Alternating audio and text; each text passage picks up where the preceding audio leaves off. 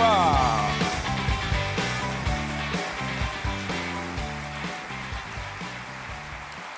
Oh là là là là là là. Qu'est-ce que vous êtes nombreux, c'est incroyable. Merci beaucoup d'avoir répondu à notre invitation.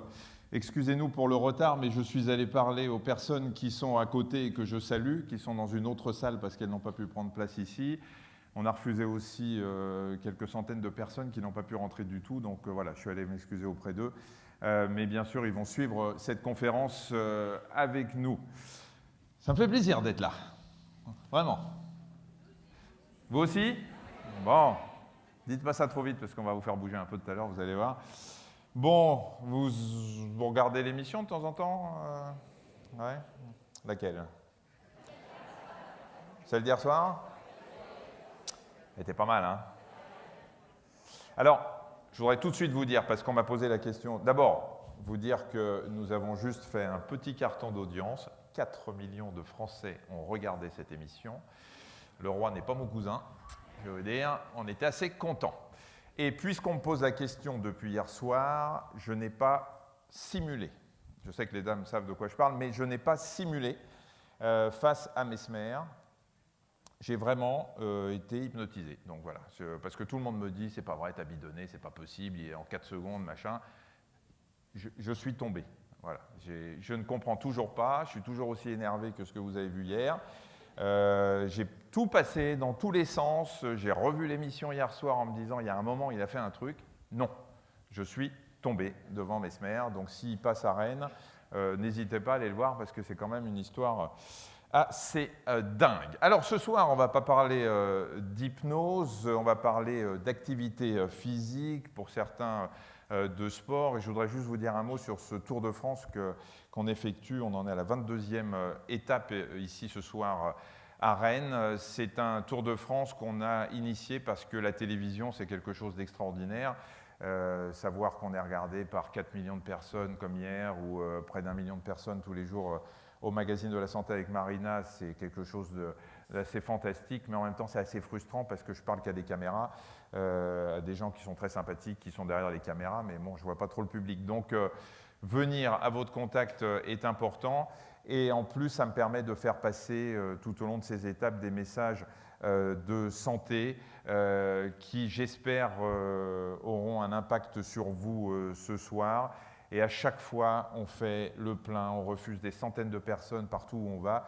Et c'est vrai que j'en suis assez fier et assez ému à chaque fois quand je vois des salles comme la vôtre.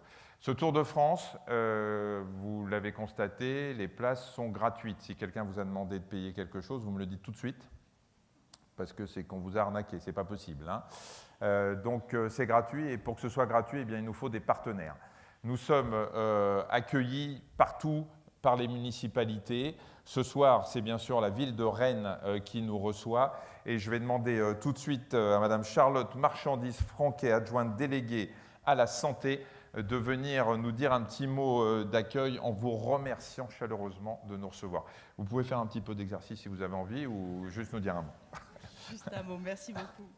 Je suis très fière d'accueillir ce club débat santé ici à Rennes. On sait que Rennes est une ville santé, là on voit que ça mobilise, hein, ça bouge bien. On est très heureux pour ça. La ville de Rennes s'est engagée dans la santé depuis les années 80 au niveau européen, au niveau français. Et avec de nombreux partenaires, donc je salue ceux qui sont là, la Caisse primaire d'assurance maladie, l'Agence régionale de santé et tous les autres, parce que sinon ça va être long. Cette action volontariste, c'est d'abord une action avec d'autres et avec les Rennais. Pour nous, l'idée, c'est la santé, c'est agir ensemble, c'est inviter à être responsable de sa propre santé, et favoriser un événement comme ce soir, c'est vous donner des clés. C'est aussi se dire que, vu la mobilisation, on va intégrer cette thématique de la santé dans la fabrique citoyenne, les assises de la démocratie locale, et se retrouver dans tous les quartiers pour en parler. On a aussi évidemment beaucoup d'actions de promotion de la santé, de prévention autour de la nutrition, des plus jeunes aux plus âgés. On travaille avec les associations. Il y en a énormément à Rennes, avec des dispositifs qui permettent l'accès au sport pour tous. Parce que notre approche de la santé, ce n'est pas l'absence de maladie, c'est une approche de bien vivre et donc de faire en sorte que la ville soit un cadre favorable à la santé. On a parlé ces derniers jours, peut-être pas 4 millions de téléspectateurs, mais de la proposition de Madame la maire de baisser la vitesse sur la rocade pour diminuer la pollution de l'air. On a parlé aussi du défi mobile acteur pour bouger, pour pouvoir favoriser les mobilités actives pour votre santé. Et avec notre rôle en tant que ville, c'est de vous donner tous les moyens de bouger une fois que vous connaisserez toutes les bonnes raisons pour le faire et toutes les bonnes façons, de vous donner des dispositifs, donc un air sain, mais aussi 1001 équipements sportifs sur la ville, je n'invente pas le chiffre, des salles, mais aussi des tables de ping-pong, des panneaux de basket, des équipements de fitness dans les parcs. C'est aussi le dispositif Sortir sur Rennes et la métropole, pour que tout le monde puisse accéder aux pratiques sportives. Excusez-moi, c'est un peu impressionnant. Autant de monde. C'est moi qui vous impressionne ou pas? Ouais, Mais qui doute de aussi, rien. vous aussi. C'est des événements ouverts à tous, comme Touraine Bouge, Touraine Court, Touraine Nage, Touraine Vient voir Michel Simès. Et puis, je voulais quand même... C'est un petit village alors, hein, parce qu'il y a Touraine là. Ah bon. C'est aussi un dernier projet dont je voudrais parler, après je vous laisse parler. C'est le projet Bien dans son sport. Parce qu'on sait que c'est bien beau de dire il faut bouger, il faut reprendre le sport, mais c'est pas toujours facile. Parfois, il y a eu une maladie, il y a eu une grossesse, il y a eu un événement de la vie qui fait qu'on se sent éloigné. Et retourner dans un club, c'est pas évident. Donc on met en place un dispositif avec les professionnels de santé, avec les clubs de sport de la ville de Rennes, avec des référents sport santé qui aideront les personnes à revenir dans les clubs avec bienveillance. Et je pense que ce mot de bienveillance, c'est celui qui nous guide dans nos politiques de santé à la ville de Rennes. Voilà, je vous laisse avec le héros du soir. Merci beaucoup. Merci beaucoup. Merci en tout cas de nous accueillir. Et merci de ce que vous faites pour les Rennais. Je voudrais vous citer aussi les autres partenaires qui nous accompagnent depuis quelques mois. Alain Afflelou, et je sais qu'il y a des représentants, des gens qui travaillent chez Alain Afflelou qui assistent à cette conférence à chaque fois. Nos partenaires médias, France Bleu qui nous a relayés. Vous avez eu probablement, vous avez vu passer des messages et il m'avait interviewé. Télé Loisirs et Ouest France qui a fait un très beau papier aujourd'hui disant que je voulais que ça bouge. Et effectivement, on va essayer de faire bouger un petit peu les Français. Alors, c'est quand même quelque chose qui est assez incroyable et qui est un peu irritant, c'est que tout le monde sait, on va en reparler tout à l'heure, on va vous montrer quelques chiffres, tout le monde sait que bouger c'est bon pour la santé et personne ne bouge, en gros. Voilà. 2/3 des Français, quand je dis personne, si vous venez là c'est que vous êtes un peu motivé, mais 2/3 des Français sont sédentaires, ce qui est quand même juste catastrophique. Et vous allez voir ce soir qu'est-ce qu'on appelle l'activité physique, qu'est-ce qu'on appelle être sédentaire et en quoi le sport, l'activité physique est bonne pour la santé. Et puis vous le verrez aussi, pratiquer une activité physique, c'est possible et c'est bon à tout âge. Il faut absolument qu'en partant d'ici, vous ayez compris que même si vous avez 70 ans, que vous n'avez jamais acheté une paire de baskets, si vous commencez aujourd'hui, ce sera bénéfique pour votre espérance de vie et pour votre santé. Et on va vous le prouver ce soir. Alors, on va vous donner d'abord quelques chiffres pour bien comprendre. Vous voyez que il y a 28 millions de Français de 15 ans et plus qui déclarent pratiquer une activité physique au moins une fois par semaine. On va voir ce que ça veut dire, ce n'est pas parce qu'on le déclare qu'on le fait.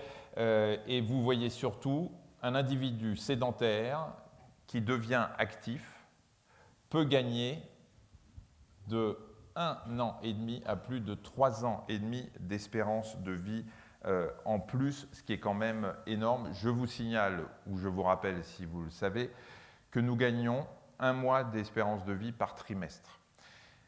Alors, quand je dis nous, ce n'est pas nous. C'est les enfants qui naissent aujourd'hui. Voilà, je suis désolé, c'est pas.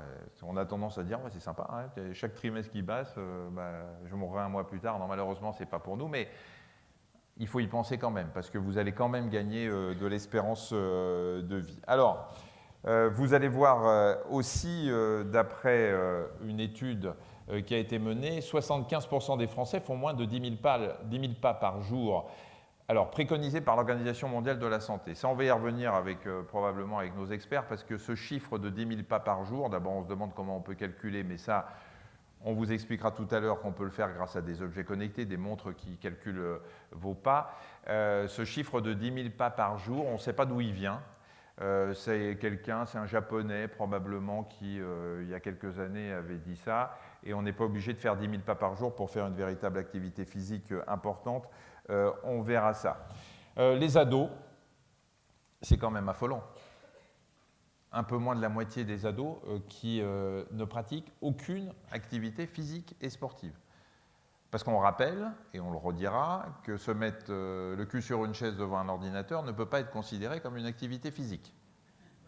Contrairement à ce que nous disent les enfants, le fait de jouer à un jeu vidéo, hormis ce qu'on a fait hier soir avec Adriana, je ne sais pas pour ceux qui ont vu, où c'était plus que physique, et là ça a un intérêt.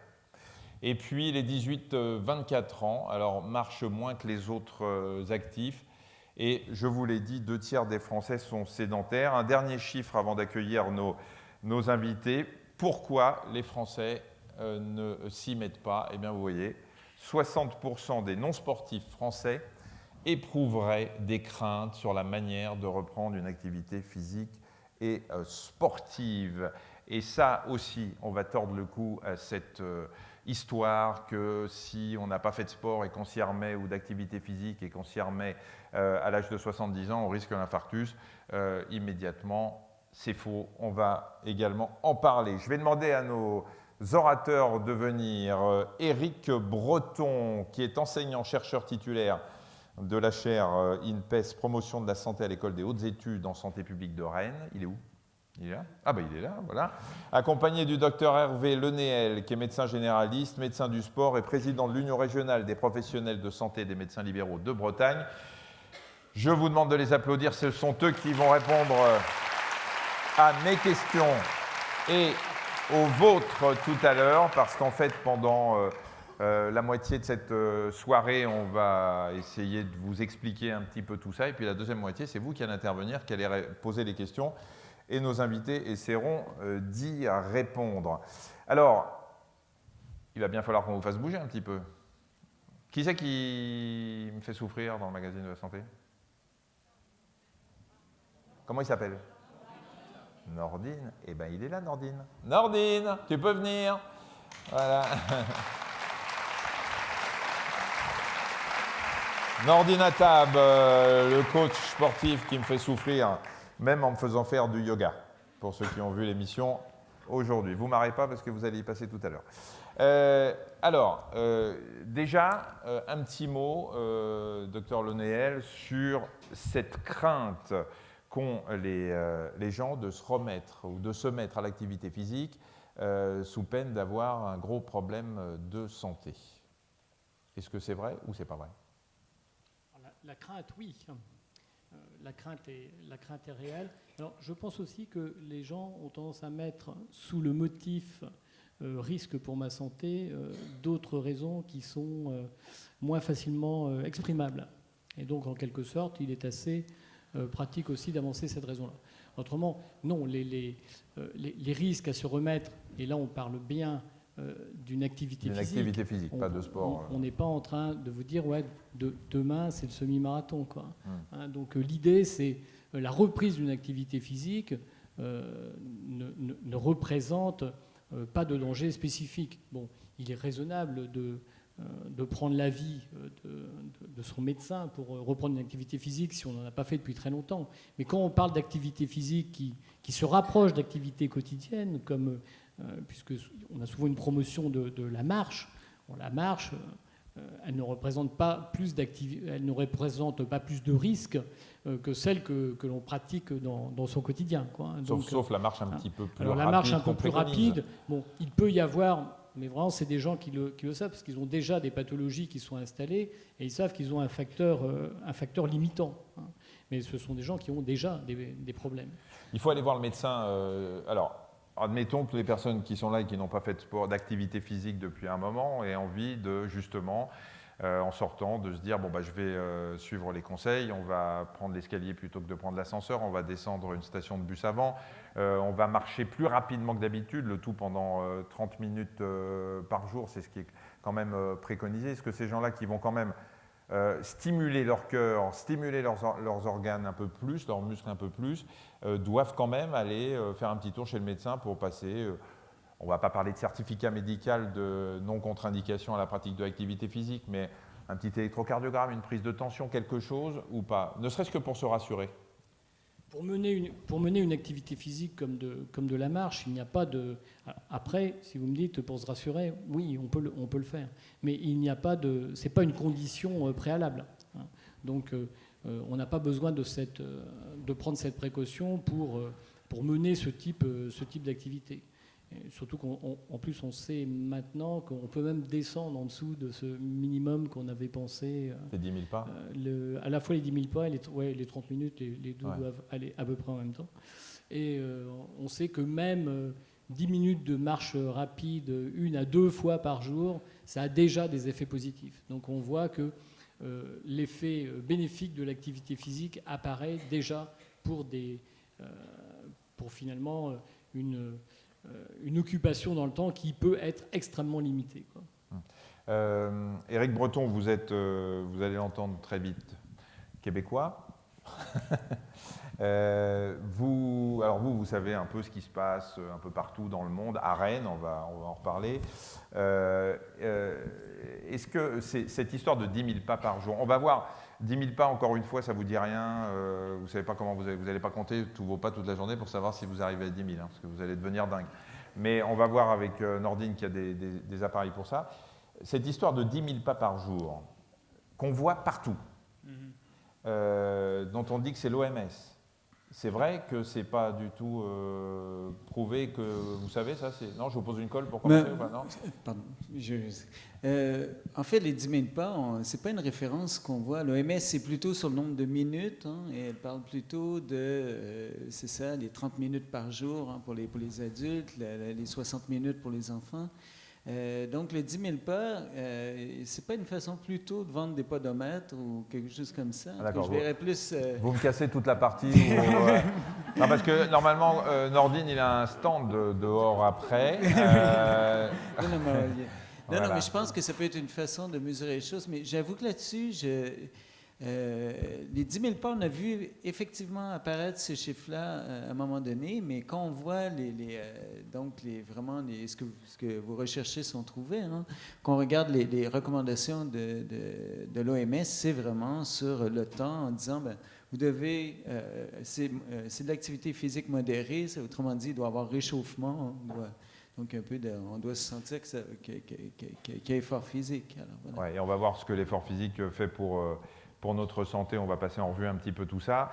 Moi, j'ai bien aimé le discours de Madame la déléguée à la santé de la mairie de Rennes, parce que c'est extraordinaire d'avoir une ville comme ça qui met à disposition des tables de ping-pong, des paniers de basket, des machins, pour que tout le monde puisse avoir envie de bouger.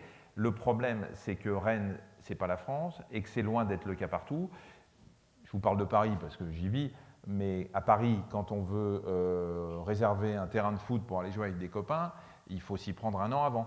C'est hallucinant. Vous ne pouvez pas faire un petit... vous faites du vélo à Paris, il faut pratiquement un garde du corps à gauche et un garde du corps à droite pour ne pas faire renverser par les voitures. Il y a des pistes cyclables qu'on commence à avoir. Enfin, c'est pas motivant du tout. Alors vous qui connaissez un petit peu... Alors vous connaissez Rennes, ça fait 4 ans que vous êtes à Rennes, je crois. Vous connaissez bien ce qui se passe à Rennes. Est-ce que... on a tendance en France à comprendre que pour motiver les gens à faire une activité physique, il faut leur donner les moyens d'y avoir accès? On le comprend de plus en plus et depuis de nombreuses années. Donc, Mme Marchandise évoquait justement que Rennes était bien branché sur les réseaux européens, réseaux français, entre autres un réseau des villes santé de l'OMS. Et ça, c'est pas anodin. Hein. Donc, le discours de Mme Marchandise est bien un discours qui est porté par ces villes un peu partout en France. Il y en a près de 90, si je ne me trompe pas, 90 villes de différentes tailles qui disent que non seulement elles ont comment je pourrais dire, qui vraiment ont compris que le cadre de vie a des impacts extrêmement importants sur la santé. Qu'on ne peut pas demander aux gens de marcher, d'être physiquement actifs, si on leur donne un cadre où si on leur fait marcher gens... autour de la rocade ou du périph'. Exactement. Ouais. Donc, et que leurs enfants ne vont pas aller, justement, on ne peut pas laisser aller jouer des enfants dehors si on a peur qu'ils se fassent renverser par une voiture. Il n'y a pas de parents qui font ça. Et là, on se retrouve avec des enfants qui sont devant les ordinateurs, évidemment. Alors, donc, le discours, moi, je le félicite, parce que c'est vraiment un discours de ce mouvement-là, donc des villes santé de l'OMS, donc des villes où les élus vraiment reconnaissent leur responsabilité, responsabilité quant à la santé et le bien-être de la population. Et par rapport aux autres pays européens, on est comment? Ça varie. Donc, il y a un réseau européen. Donc, il y a plusieurs villes donc, à travers l'Europe qui sont dans ce réseau-là. Disons que cette idée, donc, ce renouveau, ça touche l'urbanisme. Les gens qui font les études en urbanisme aujourd'hui sont en train de réapprendre des vieilles villes d'il y a 100 ans, 200 ans, donc des villes avant l'automobile. Alors, donc, il y a vraiment ce renouveau dans l'urbanisme, cette nouvelle façon de considérer, de dire, par exemple, des immeubles et tout ça, c'est pas juste des récipients en personne. Non, ces immeubles, avec l'espace sur lequel ils occupent, vont déterminer en grande partie les comportements des gens, vont leur donner des ressources, vont leur poser des barrières et tout ça. Alors, on va regarder un peu pourquoi le sport est bon pour la santé. Déjà, on va vous montrer sur l'écran tous les organes qui bénéficient de ce sport. Il y a bien sûr le cœur, il y a la respiration, vous voyez le squelette, vous voyez la masse musculaire et le contrôle du poids, on va en parler, maintenir, améliorer ses réflexes, qui est bien pour éviter de tomber quand on vieillit. Et puis le cerveau, c'est essentiel. On va en reparler du cerveau tout à l'heure. C'est un truc, voilà, on se dit, mais c'est vrai que quand on voit, on en parle doucement, mais quand on voit certains footballeurs professionnels, on ne se dit pas que le sport, c'est bon pour le cerveau. Bon. C'est vrai, on ne le dit pas. Néanmoins, on va vous expliquer tout à l'heure que c'est essentiel. On va commencer. Alors oui, ça permet de lutter aussi contre la maladie, vous allez voir. Alors ça, c'est des données assez récentes qui sont incroyables, parce que regardez, ça permet, l'activité physique régulière, de diminuer près de 40% le risque de développer un cancer du sein, 26% le risque de développer un cancer du côlon, 25% celui d'être victime d'un accident vasculaire cérébral et 34% le risque de diabète. Et sachez que la sédentarité est le 4e facteur de mortalité dans le monde, ce qui est quand même, ces chiffres sont quand même impressionnants. On ne comprend pas que le message ne passe pas. Il y a quand même, vous vous rendez compte, la baisse et tout ça est expliqué, c'est des systèmes d'hormones, etc. Mais tout ça, on se demande pourquoi le sport diminue le risque de cancer du sein par des phénomènes assez complexes, mais qui sont prouvés. Et le cancer du côlon et du rectum aussi. Donc, se bouger, c'est réduire ces risques de maladie. On va commencer par le cœur. Vous allez voir, juste pour que vous vous remettiez un petit peu en tête la façon que le cœur a de marcher, de se nourrir, de fonctionner, et puis les risques pour casser cette idée reçue selon laquelle on fait un infarctus si jamais on fait une activité physique un peu trop intense. Je voudrais juste vous réexpliquer ce que c'est un infarctus pour que vous compreniez bien que ça n'a pas forcément grand-chose à voir. Regardez. Le cœur est la pompe qui envoie le sang à tout le corps par l'intermédiaire de vaisseaux. Il est situé dans la poitrine, entre les deux poumons et à la taille d'un poing. Il a 4 cavités, l'oreillette droite, le ventricule droit, l'oreillette gauche et le ventricule gauche. Vous voyez également l'artère pulmonaire, l'aorte et les veines pulmonaires. Regardez bien maintenant sur la paroi du cœur tous ces petits vaisseaux. Ce sont les coronaires. Ces artères apportent l'oxygène aux parois du cœur et ce sont elles qui sont atteintes en cas d'infarctus. Allons voir d'ailleurs d'un peu plus près à quoi ressemble un infarctus. Nous voici à l'intérieur d'une coronaire et une plaque de cholestérol en jaune s'est détachée de la paroi. Ce caillot va boucher l'artère et bloquer la circulation sanguine. Vous voyez les globules rouges et le sang s'accumuler. C'est ce que l'on appelle une thrombose. Vue de l'extérieur, voici maintenant la coronaire avec la thrombose en jaune. Elle n'apporte plus de sang à toute une partie du cœur. Celle-ci noircit, se nécrose, c'est un infarctus du myocarde. La personne souffre alors d'une violente douleur dans la poitrine du côté gauche, souvent jusque dans le bras, accompagnée de sueur. Le cœur se met à battre de manière anarchique et angoissante, puis il s'arrête. Le patient perd alors connaissance. Alors, vous voyez que l'infarctus, l'accident cardiaque, a un mécanisme très précis, la formation, on va reparler d'une plaque d'athérome liée au mauvais cholestérol, la formation d'un caillot. Docteur Le Néel, en quoi le sport est bon pour le cœur et justement va nous aider à éviter ces accidents? D'une part, le sport va entraîner le cœur, c'est-à-dire que si on a des exercices qui sont suffisamment prolongés, le cœur va apprendre en quelque sorte à répondre à cet exercice. Il va devenir donc plus endurant.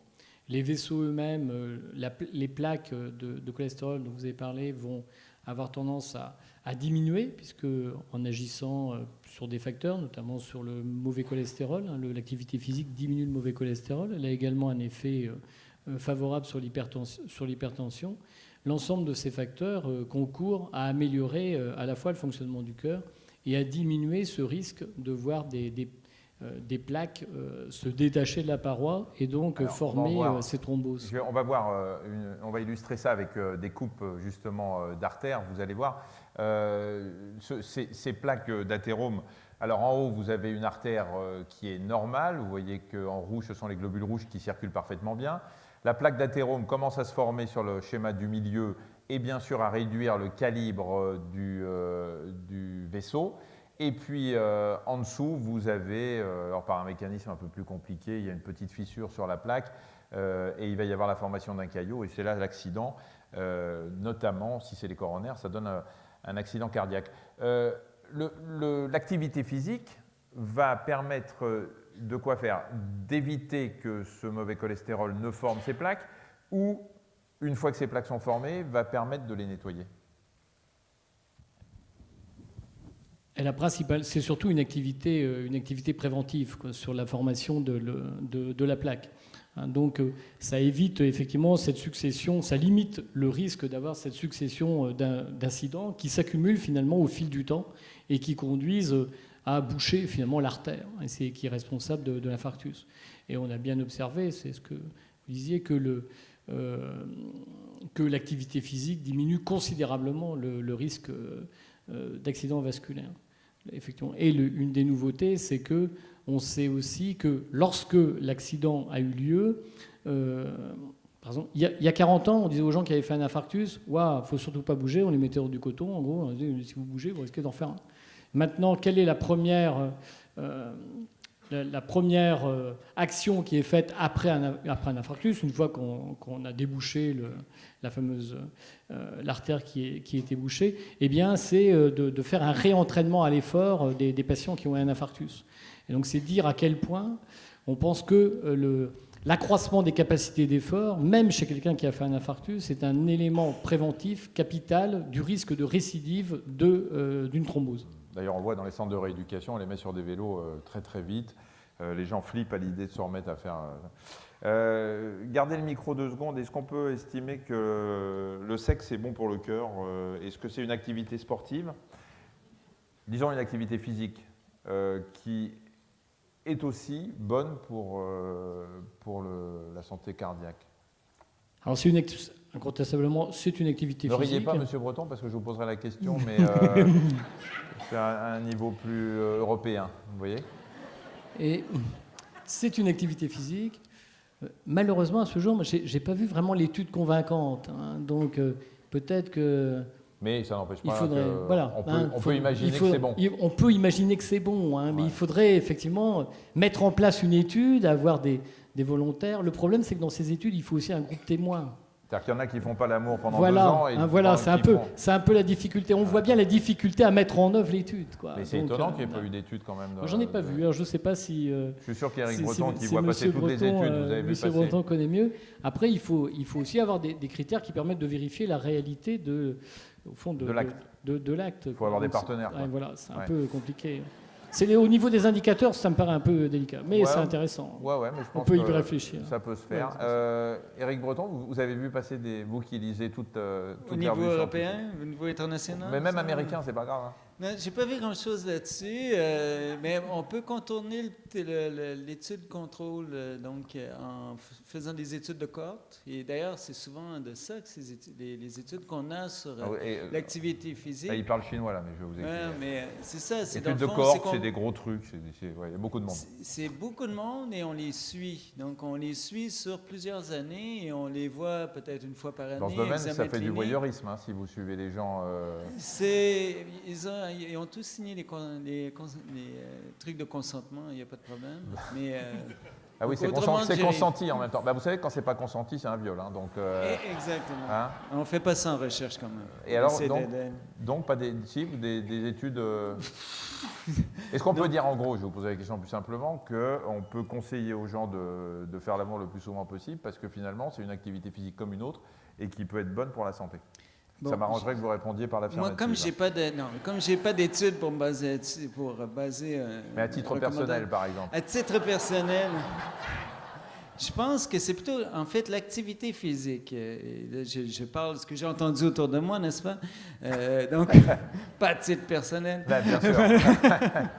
Mais effectivement, quand les gens font de l'activité physique, ils ont le moral. Et avoir le moral, ça donne la pêche le soir et tout ça. Donc,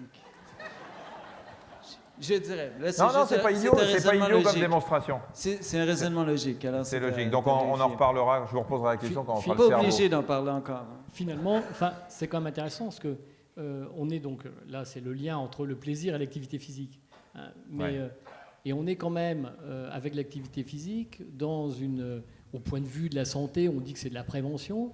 Et là, il y a quand même une activité de prévention qui peut être liée au plaisir. Alors, donc, le plaisir, d'accord, celui que vous venez d'évoquer, mais aussi l'activité elle-même.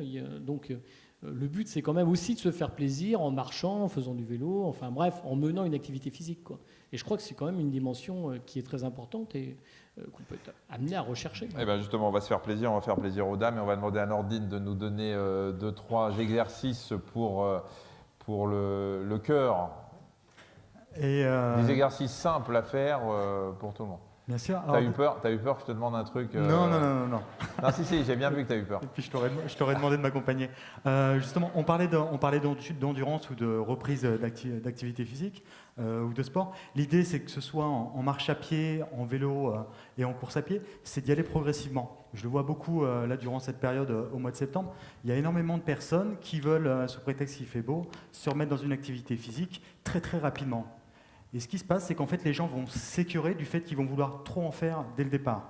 Alors bien entendu, on a parlé de 30 minutes d'effort. On peut très bien faire 30 minutes de marche.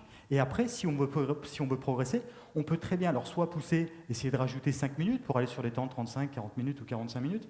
Et puis si on veut aller un petit peu au-dessus ou même se mettre à la course à pied, ce qui est intéressant, en fait, c'est d'alterner des moments de marche avec des petits moments de course. Et c'est ce qui va vous permettre tout doucement d'avoir une séquence importante. Ce qui compte, c'est le volume d'entraînement et pas seulement le temps durant lequel vous allez courir. Ça ne m'intéresse pas si vous courez 10 minutes. Je préfère que vous fassiez une séance globale, par exemple de 30 minutes ou de 40 minutes, avec des moments de marche et des moments de course à pied. D'accord ? Par exemple, vous pouvez très bien marcher 3 minutes et courir 1 minute. Et vous alternez, ainsi de suite. Et plus vous allez progresser dans le temps, plus après, vous allez pouvoir diminuer le temps de marche pour augmenter le temps de course. Ça peut se faire aussi en marche à pied. On peut très bien parler, alors quelqu'un qui va marcher normalement marchera entre 4 et 5 km/h. Je peux très bien avoir des moments, alors 4-5 km/h, je suis ici, voilà, et je peux très bien alterner. Ça, c'est déjà Nordine, c'est déjà une marche rapide. quand on a un certain âge et qu'on a plutôt tendance à marcher lentement. Voilà, alors on peut très bien aussi marcher entre 3 et km/h. L'idée, c'est d'avoir aussi, d'alterner de moments durant lesquels vous allez accentuer, par exemple, votre marche à pied. Donc je peux très bien passer sur une marche entre 6 et 7 km/h, où là, je vais naturellement utiliser davantage mes bras. Michel parlait justement de marche nordique. Donc là, vous pouvez très bien utiliser des bâtons aussi, ce qui va vous permettre non seulement de tonifier vos jambes avec la marche, mais aussi également les bras et le dos, plus les abdominaux, grâce justement au mouvement de tirage et de propulsion derrière. Pour le cœur, c'est ce qu'il y a de mieux En tout cas, pour les personnes qui se remettent en activité, oui. L'idée, c'est vraiment d'y aller progressivement. Progressivement et d'augmenter la vitesse de marche. Sachant que l'on fasse seul ou pas, il y a un petit test très simple, c'est que si vous le faites en binôme ou même si vous le faites seul, l'idée, c'est de pouvoir saluer toutes les personnes que vous croisez ou la personne avec qui vous effectuez votre exercice, votre activité physique, de pouvoir échanger quelques mots, sans pour autant être essoufflé. Et là, ça vous permettra d'être vraiment sur la zone sur laquelle vous devez être, la zone dont on parlait, la zone d'endurance. Ça, c'est sympa, ça. Vous marchez dans la rue, vous dites bonjour à tous les gens que vous croisez et que vous ne connaissez pas. C'est convivial et puis ça donne le sourire en plus. Donc, Vous ne marchez pas longtemps parce que la police vient vous chercher. Mais et c'est vrai, c'est important ce que dit Nordine. Quand on fait un effort, et c'est valable quand on marche rapidement, mais aussi quand on court, quand on fait un jogging, on doit pouvoir parler. Même si on est un peu essoufflé, même si on sent qu'on fait un effort, on doit être capable de parler ou de chanter. Ça veut dire qu'on a un rythme cardiaque qui est compatible avec l'effort, n'est-ce pas, le docteur Noé? J'aime bien les embêter quand ils se mettent à boire. C'est vrai ou pas? C'est vrai, merci. L'idée, c'est vraiment de... Excuse-moi de te couper. L'idée, c'est vraiment de prendre du plaisir et d'éviter de calquer sa course ou sa marche sur celle du voisin. Parce que notamment, généralement, on va dans un parc ou au bord d'une rivière et là, tout de suite, on va voir quelqu'un qui est juste à côté de nous ou qui est en train de doubler. Hop, on va essayer de s'accrocher. Tout de suite, on ne va plus être dans son rythme. Donc, c'est vraiment de garder son propre rythme qui vous permettra après de vraiment aller sur du très long terme. Voilà, et c'est bon pour la santé. Je ne sais plus quel acteur américain qui avait dit « Mon médecin m'a dit récemment que faire du jogging allongerait mon espérance de vie. Il avait raison, j'ai l'impression d'avoir 10 ans de plus. » C'est bien ? Le souffle. Pour le souffle, c'est important aussi. Alors, il y a peut-être, il y a sûrement des fumeurs ou anciens fumeurs parmi vous qui ont parfois un petit peu de mal à marcher rapidement. Il ne faut pas toujours mettre ça sur le compte du cœur. C'est parfois aussi les poumons qui sont un petit peu encrassés. Le sport est bon, ou l'activité physique est bonne pour le souffle. D'ailleurs, c'est incroyable le nombre de sportifs de haut niveau qui gagnent des médailles d'or aux Jeux Olympiques et qui sont asthmatiques. Hein? Ouais, c'est parce qu'ils se prennent... Alors, je ne sais pas si c'est le... Voilà, ceux qui prennent des médicaments pour dilater les bronches. Prenez le micro, il n'y a que moi qui vous entends. Vous avez raison. Ouais. Le Tour de France, c'est une vaste entreprise de rééducation d'asthmatiques. Voilà, c'est très bon. Si vous êtes asthmatique, faites le Tour de France. Vous avez une chance de le gagner. Bien. Comment ça intervient l'activité physique sur le souffle? Au fond, même modalité que pour le système vasculaire. Ça permet de dégager les bronches, d'améliorer leur fonctionnement, les sécrétions remontent. Alors, surtout chez les... Vous avez bien fait de parler des fumeurs. Tous les fumeurs de plus de 40 ans commencent à avoir des altérations au niveau de leurs bronches. Quand ils rentrent, ils commencent à tousser un peu tout le temps. Par moment, dans l'année, ils ont une bronchite, puis l'année suivante, ils en ont 2, puis 3. Et puis, donc c'est ça qu'on appelle ça la bronchite chronique. Alors au début, on n'est pas très très gêné. Et puis après, on l'est de plus en plus, ce que vous disiez, à tel point que on se peut limite finir avec de l'oxygène. on a du mal à remonter à son 4e étage, voilà, puis au fond, on réduit au fur et à mesure ses activités. Et là, sur la bronchite chronique, enfin, sur celle qu'on appelle la bronchite obstructive, enfin, peu importe, on est certain que c'est bien tout ce qui est réhabilitation par l'effort qui est la meilleure thérapeutique. C'est-à-dire qu'on n'a pas de médicaments.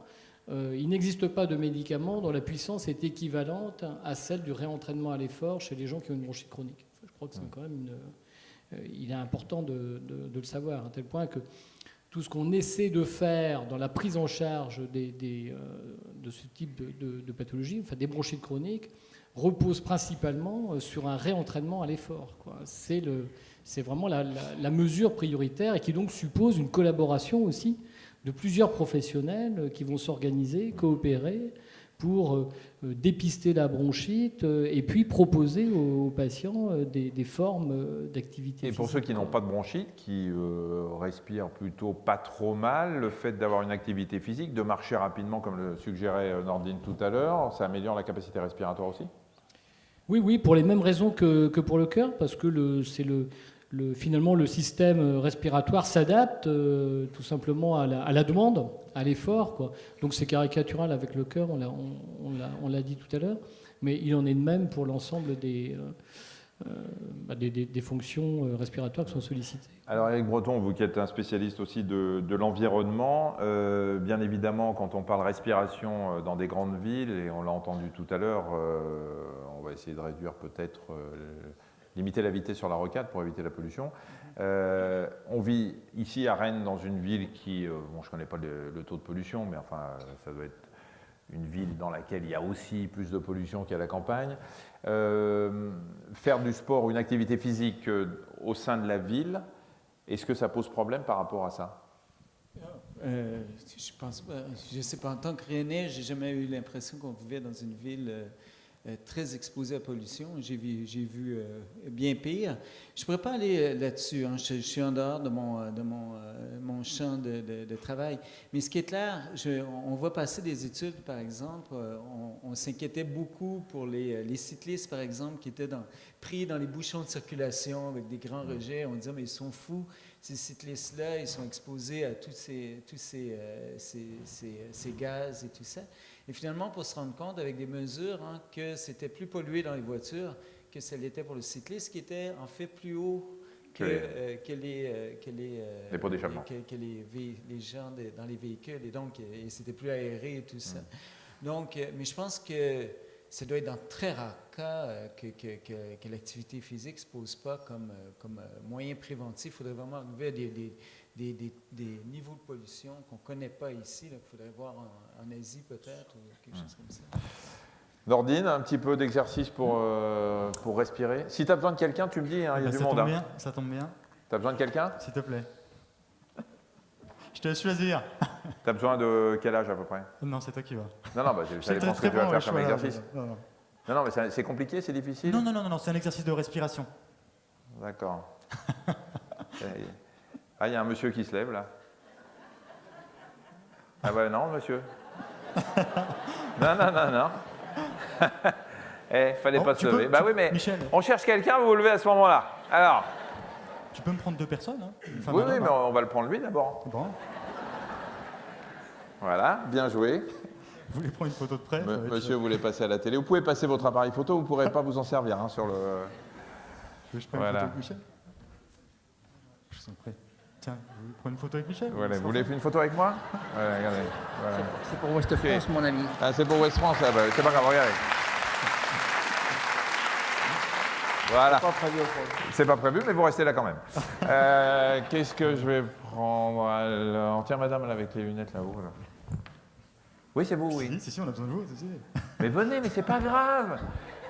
Il n'y a que 600 personnes qui vous regardent, c'est pas grand-chose quand même. Venez. Voilà, vous allez voir, c'est un exercice très simple. Le monsieur vous plaît ou pas? Parce que c'est important. Vous êtes avec votre mari? Non. Non, vous êtes seul? Avec votre fils? Très bien. Il est costaud? C'est le monsieur qui est à côté, là? Oui. Vous inquiétez pas, on va se faire autrement, alors. Je vous en prie, on va laisser le tapis pour la dame. Vous allez vous allonger sur le dos, la tête par ici, s'il vous plaît, et les pieds par là. Attendez, je vais la masquer. Je vous en prie, on va s'allonger sur le dos, la tête par ici, les pieds par là. Non, on va être galant, on va rester galant. Michel, je te laisse t'occuper de la dame, s'il te plaît. Oui, mais... Enfin, pardon. Voilà. Mais en plus, il prend des photos pour avoir des preuves. Enfin... Donc, vous allez poser une main sur le ventre. Très bien, l'autre va être à plat, peu importe. Voilà. Il y a beaucoup de personnes qui respirent de manière thoracique, c'est-à-dire qu'ils vont gonfler la cage thoracique et expirer par la cage thoracique. Pour optimiser, justement, on a parlé d'exercice physique, mais aussi également de travail respiratoire. C'est un exercice essentiel pour optimiser votre respiration, la respiration ventrale.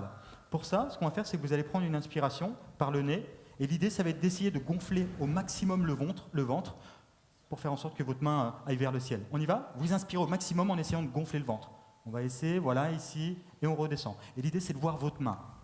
Bougez, voilà. Allez vers le ciel Vous permettez? et on redescend. Vous en prêt? Ici. Bon, allez-y. On gonfle le ventre au maximum et on expire. Expirez. Voilà. Très bien. Gonflez on le ventre. inspire. Super. C'est très... Voilà que vous y Et on arrivez. expire. On va Parfait. faire avec le thorax maintenant. Ça, c'est un exercice de base. Ah non, je rigole. Je porte pas Non, je garant, rigole, hein. monsieur, je rigole. Vous pouvez arrêter de tourner, je rigole. Ça, c'est un exercice de base pour optimiser votre capacité respiratoire. Et puis, un petit secret pour toutes les personnes qui veulent retrouver une sangle abdominale plaquée, d'accord ? Cet exercice-là va vous permettre de travailler le premier muscle qui entoure les organes, le muscle transverse, le muscle des abdominaux. Et c'est celui-ci qui va me permettre de plaquer, de resserrer tous les viscères pour avoir un ventre plat. Bien entendu, l'alimentation a un rôle important, mais en tout cas, ça va me permettre de pouvoir retrouver un ventre plat au maximum. Donc la respiration respiratoire par le ventre. La respiration respiratoire. Non, parce que... T'as raison. Ça m'arrive, vous voyez bien que ça m'arrive des fois à la télé, c'est Non, en non, direct, c'est pas grave. La respiration respiratoire est importante pour respirer. Donc la respiration ventrale, d'accord. Premier test, vous pouvez le faire chaque jour, entre 5 et 10 minutes. Après, progressivement, vous allez l'intégrer. Et après, au quotidien ou dans votre activité physique, vous pouvez reprendre le système de respiration. Et franchement, c'est pas compliqué. Vous avez vu, vous avez eu du mal dans les 2 premières respirations, puis après, vous aviez compris. Et allez-y, refaites-le. Voilà. Hop, on souffle, et voilà. Donc vous respirez plus avec le thorax, mais avec l'abdomen. Et là, vous musclez, vous respirez avec votre respiration. Merci beaucoup. C'est tout? Merci. Ouais, très bien. Je vous ai... Merci, ouais, on les applaudit parce que c'est pas toujours facile. Hein.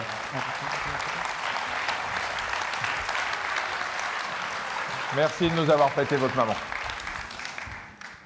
Monsieur d'Ouest France, vous pouvez continuer à prendre des photos. Le sport, l'activité physique, c'est bien sûr également très bon. On vient de l'évoquer avec les abdominaux, mais c'est très bon pour les muscles et le squelette. On va en parler maintenant parce que il faut savoir, alors vous voyez, une partie des muscles que nous avons, on a 640 muscles striés qui nous aident à bouger. Et ce qu'il faut bien savoir, et ça le docteur Lenel, vous allez nous l'expliquer je pense, le muscle, quand il se contracte, tire sur l'os. Et donc, renforce l'os. Vous allez confirmer ce que je viens de dire. Exactement. Merci. Donc et l'os, en fait, plus il y a de force à s'exercer sur lui, alors lui aussi, il s'adapte, il réagit finalement en devenant plus résistant. Et quelle que soit la façon dont la force s'exerce sur lui. Donc là, petit avantage à ceux qui sont en surpoids, rien qu'en marchant, effectivement, ils ont plus de poids à s'exercer sur leurs os des membres inférieurs, et ils ont une relative protection contre le risque, ce qu'on appelle l'ostéoporose, c'est-à-dire le calcium qui déserte l'os, et donc l'os devient plus fragile. Plus fragile, surtout avec l'âge, après la ménopause, etc. Ouais. Et donc l'activité physique est un facteur important par cette activité musculaire pour prévenir l'ostéoporose. Là, le système est tout bête. Hein. Plus on appuie sur l'os, mieux c'est pour lui. Éric Breton, là aussi, c'est une prévention énorme contre l'ostéoporose. On sait que dans les populations qui ne bougent pas, il y a plus d'ostéoporose que chez ceux qui bougent. Oui, je suppose. Mais en tout cas, il faut juste aller voir, c'est ça dans les pays autour. Hein, on sait bien que la France est quand même pas si mal. On la présente. Je sais que les chiffres sont...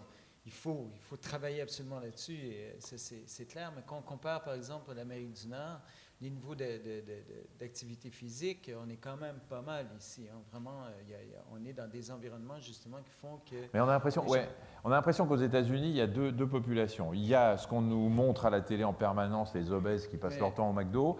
Et puis, à côté, il y a quand même le culte du corps, il y a une vie très saine, et qu'il y a vraiment deux populations complètement... c'est parce que les classes sociales sont très marquées. Hein. En fait, votre revenu, c'est clair, c'est la même chose ici en France. Hein. Sauf qu'ici, pour l'activité physique... Montez plus le micro parce qu'on... oui, donc ici, pour l'activité physique, c'est ça qui est un peu différent avec le tabac ou les autres comportements. C'est l'activité physique, les gens qui font du travail manuel, évidemment, ils donnent plus d'efforts à la fin de la journée. Ils ont fait beaucoup plus d'efforts que moi. Mais autrement, quand on regarde, par exemple, aux États-Unis, l'image qu'on a, bien justement, c'est qu'on a une image de gens qui, les classes sociales, l'argent détermine tellement où on va habiter et quelles vont être nos ressources, nos opportunités, hein, les contraintes, donc, évidemment, les riches sont dans des environnements beaucoup plus promoteurs d'activité physique que les autres. Donc, par contre, on voit, par exemple, en Europe du Nord, ce qui est intéressant, si vous allez aux Pays-Bas, hein, allez à Amsterdam, c'est quand même incroyable de voir que les personnes âgées sont sur leur vélo et tout ça. La ville est faite pour faire du cyclisme. C'est pas arrivé comme ça. La hein. Norvège aussi. Oui, et c'est pas arrivé, c'est pas juste comme ça, c'est pas juste une culture, c'est des choix qui ont été faits dans les années 70. Ils étaient à la croisée des chemins, c'était plus de voitures ou c'était plus de vélos. Ils ont choisi les vélos. Et pourtant, il fait plus moche qu'en France. Plus monté, il pleut plus. Mais c'est incroyable. Je ne sais pas si vous êtes allé à Amsterdam. Amsterdam, qui est la ville du vélo, vous ne pouvez pas circuler en voiture. C'est pas possible. Si vous avez des centaines de vélos qui passent en sortie de bureau, vous arrêtez votre voiture et puis vous attendez que le flot passe. C'est vraiment, on privilégie le vélo parce qu'il y a des vraies pistes cyclables, parce qu'il y a des vraies ruelles pour ça, que vous n'êtes jamais en danger. À Amsterdam, vous ne portez pas de casque pratiquement pour le vélo. En fait, la mortalité, il y avait des études qui étaient sorties qui comparaient par exemple l'Allemagne, les Pays-Bas et les États-Unis. Et c'était fantastique de voir la différence. Aux États-Unis, les gens font moins de vélo. Mais pour chaque kilomètre parcouru en vélo aux États-Unis, le risque de mortalité, de blessure est beaucoup plus élevé qu'aux Pays-Bas ou en Allemagne. Donc, et puis moins on roule, moins on a de réflexes aussi. Donc, moins on roule, moins on a de réflexes. Donc il y a ça aussi. Oui, il y a ça. Et c'est que dans le fond, on a des automobilistes aussi qui ont oublié qu'il y avait des cyclistes. Ouais. Donc plus il y a de vélos, plus c'est sécuritaire pour les vélos. Et Rennes, là-dessus, on est une ville qui est... on a encore du travail à faire là-dessus, parce qu'on a un climat qui est très bon. Hein, même si les Parisiens disent qu'il pleut souvent ici, c'est pas vrai. Non, on ne dit pas ça. Mais on dit si tu vas en Bretagne et qu'il ne pleut pas, c'est qu'il va pleuvoir. C'est pas. On ne dit pas qu'il pleut souvent. Ouais. Mais donc, on a un terrain plat, on a un climat qui est propice à ça, et pourtant, on fait moins de vélos qu'on en fait, par exemple, dans une ville comme Montréal, que je connais bien, où on a l'hiver, on a quand même des pentes, on a une ville où c'est dominé par la voiture, il y a plus de cyclistes là qu'il y en a ici, donc par il faut vraiment, proportion. Alors donc il y a encore et on en a parlé à Paris avec le Vélib qui est très bien parce que ça permet d'avoir un accès facile au vélo. Je vous assure que quand vous faites du Vélib à Paris au milieu des bus, parce que les pistes cyclables elles sont dans les couloirs de bus, c'est quand même flippant. Ici, ça s'appelle les Vélostars. Les Vélostars, ouais. C'est l'équivalent du Vélib. Ouais, et vous avez des pistes cyclables? Oui, il y a des pistes cyclables. Ouais. Non, ça n'a pas l'air. Si, il y a des pistes cyclables. Donc, il n'y en a pas assez. C'est ce que je viens de dire. C'est ce que je viens de dire. Il nous manque les cyclistes. Donc, mais ça s'améliore. Les cyclistes vont venir. Donc, voilà. Ça va venir. Tous ceux qui sont là, ils vont faire du vélo demain. Vous allez voir. Monsieur Nordine. Pour se muscler sans devenir aussi beau que toi, bien sûr, Nordine. Il est... Hein, mesdames? C'est Michel qui m'a tout appris. Et voilà, regardez. Il faut savoir que Michel est sportif et à chaque fois il me corrige. Mais non, c'est de la merde ce que tu fais. Non, mais il est pas mal parce qu'il n'est pas trop. Vous voyez? Il y en a qui sont trop. Lui, il n'est pas trop. Non, c'est vrai? T'as quelque chose à me demander? Alors, pour renforcer les muscles, pas pour faire du bodybuilding. Bien sûr. Pour renforcer ces muscles qui vont avoir un intérêt, on va le voir tout à l'heure, notamment pour l'équilibre. L'idée, c'est de travailler d'une façon globale. Je vois beaucoup de personnes qui travaillent ce que j'appelle dans le jargon les muscles miroirs, c'est-à-dire notamment pour nous les hommes, la poitrine, les abdominaux, les triceps, pour les femmes, même si ce n'est pas les muscles miroirs, les fessiers, l'arrière du bras et les abdos. Donc l'idée, c'est vraiment de travailler les jambes, le devant et le derrière, d'accord? Si vous devez vous mettre en place une routine, pensez vraiment à travailler un ensemble de muscles plutôt que de localiser l'effort juste sur les jambes ou sur le haut du corps. Pour ça, vous pouvez très bien débuter pour le travail des jambes. Alors un exercice très simple de flexion-extension. Alors certainement que certaines personnes vont me dire que c'est très facile. Par contre, si jamais vous rajoutez des petits coussins, alors moi j'en ai pas ici, mais par exemple, si vous prenez ce système-là de petits coussins d'air, vous pouvez prendre vous des coussins chez vous et le faire en chaussettes, automatiquement, je vais avoir un travail qui va être beaucoup plus difficile. Et là, je vais avoir un travail complet au niveau des jambes. Ouais, j'entends les murmures, ça vous paraît très compliqué. Il est bien évident que si vous n'avez jamais rien fait, vous ne commencez pas par ça. Mais ce que montre Nordine, là, le simple fait de s'abaisser, vous le faites à votre rythme. Nordine, il est coach, donc ça va. Mais vous pouvez vous baisser doucement et puis remonter tout doucement pour muscler vos jambes. Vous n'êtes pas obligé de le faire à la vitesse à laquelle il le fait, ni de mettre les coussins tout de suite. Mais progressivement, vous arriverez un jour à mettre les coussins par terre et à vous mettre, en écartant les jambes bien pour votre polygone de sustentation, parce que c'est pas clair ce que tu dis. Vous n'allez pas me montrer comme ça à Ouest France, là,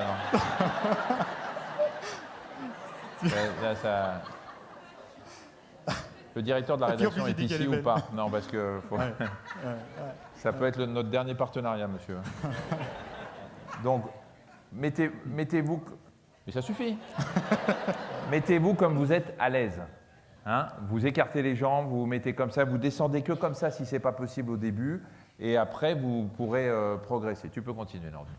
Merci.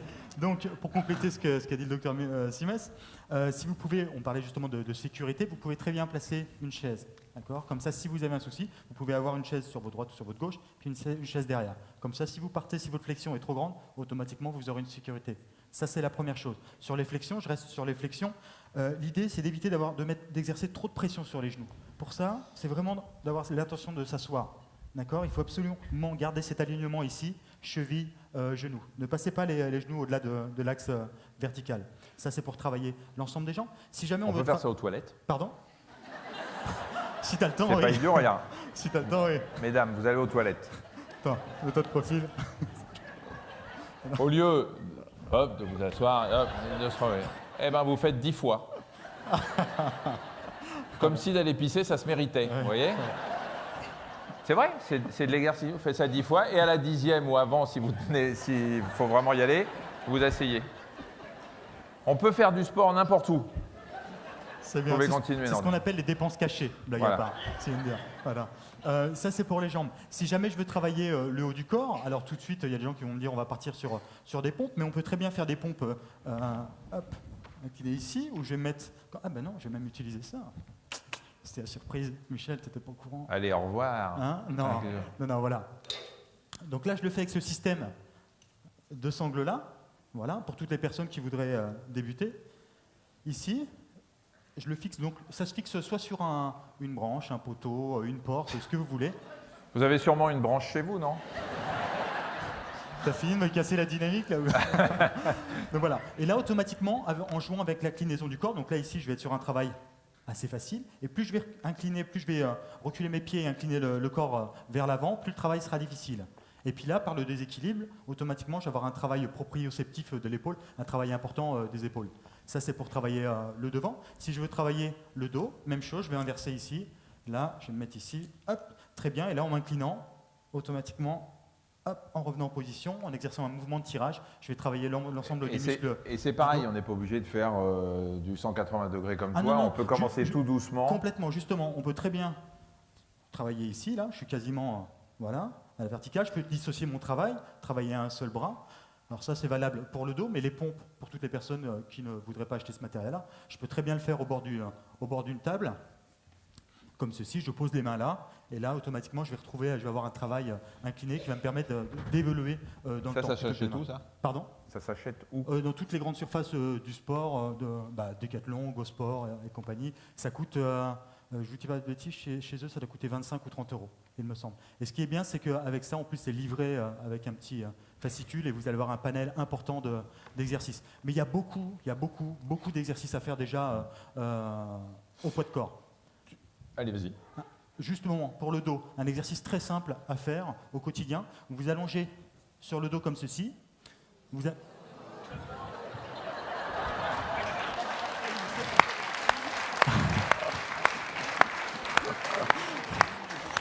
Vous savez ce qui aurait été sympa, c'est que vous ne la remarquiez pas celle-là. C'est pas vous qui me faites peur, c'est lui. Ouais, bien sûr. Donc vous allongez sur le ventre, on est d'accord? Ici.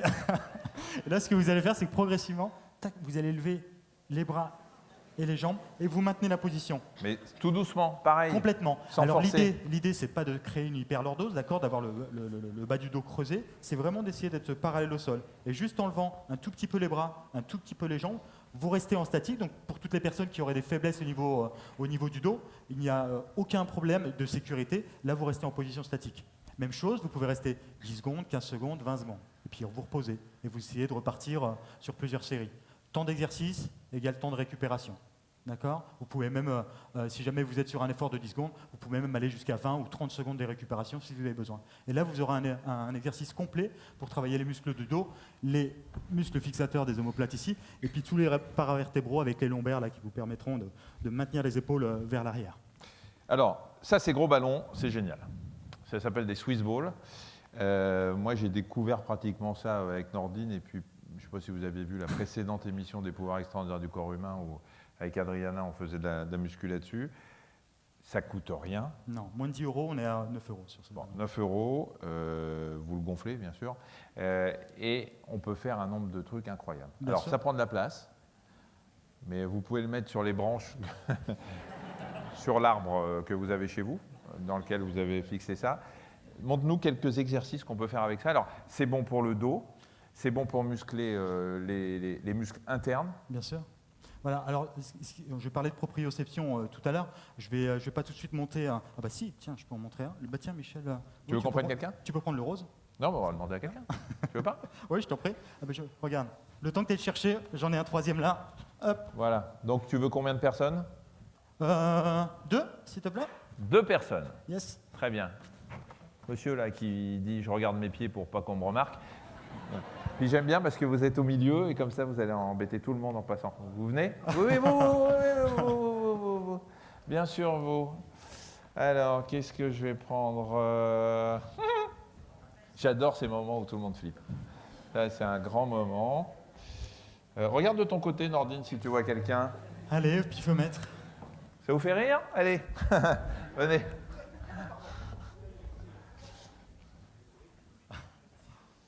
Comme ça.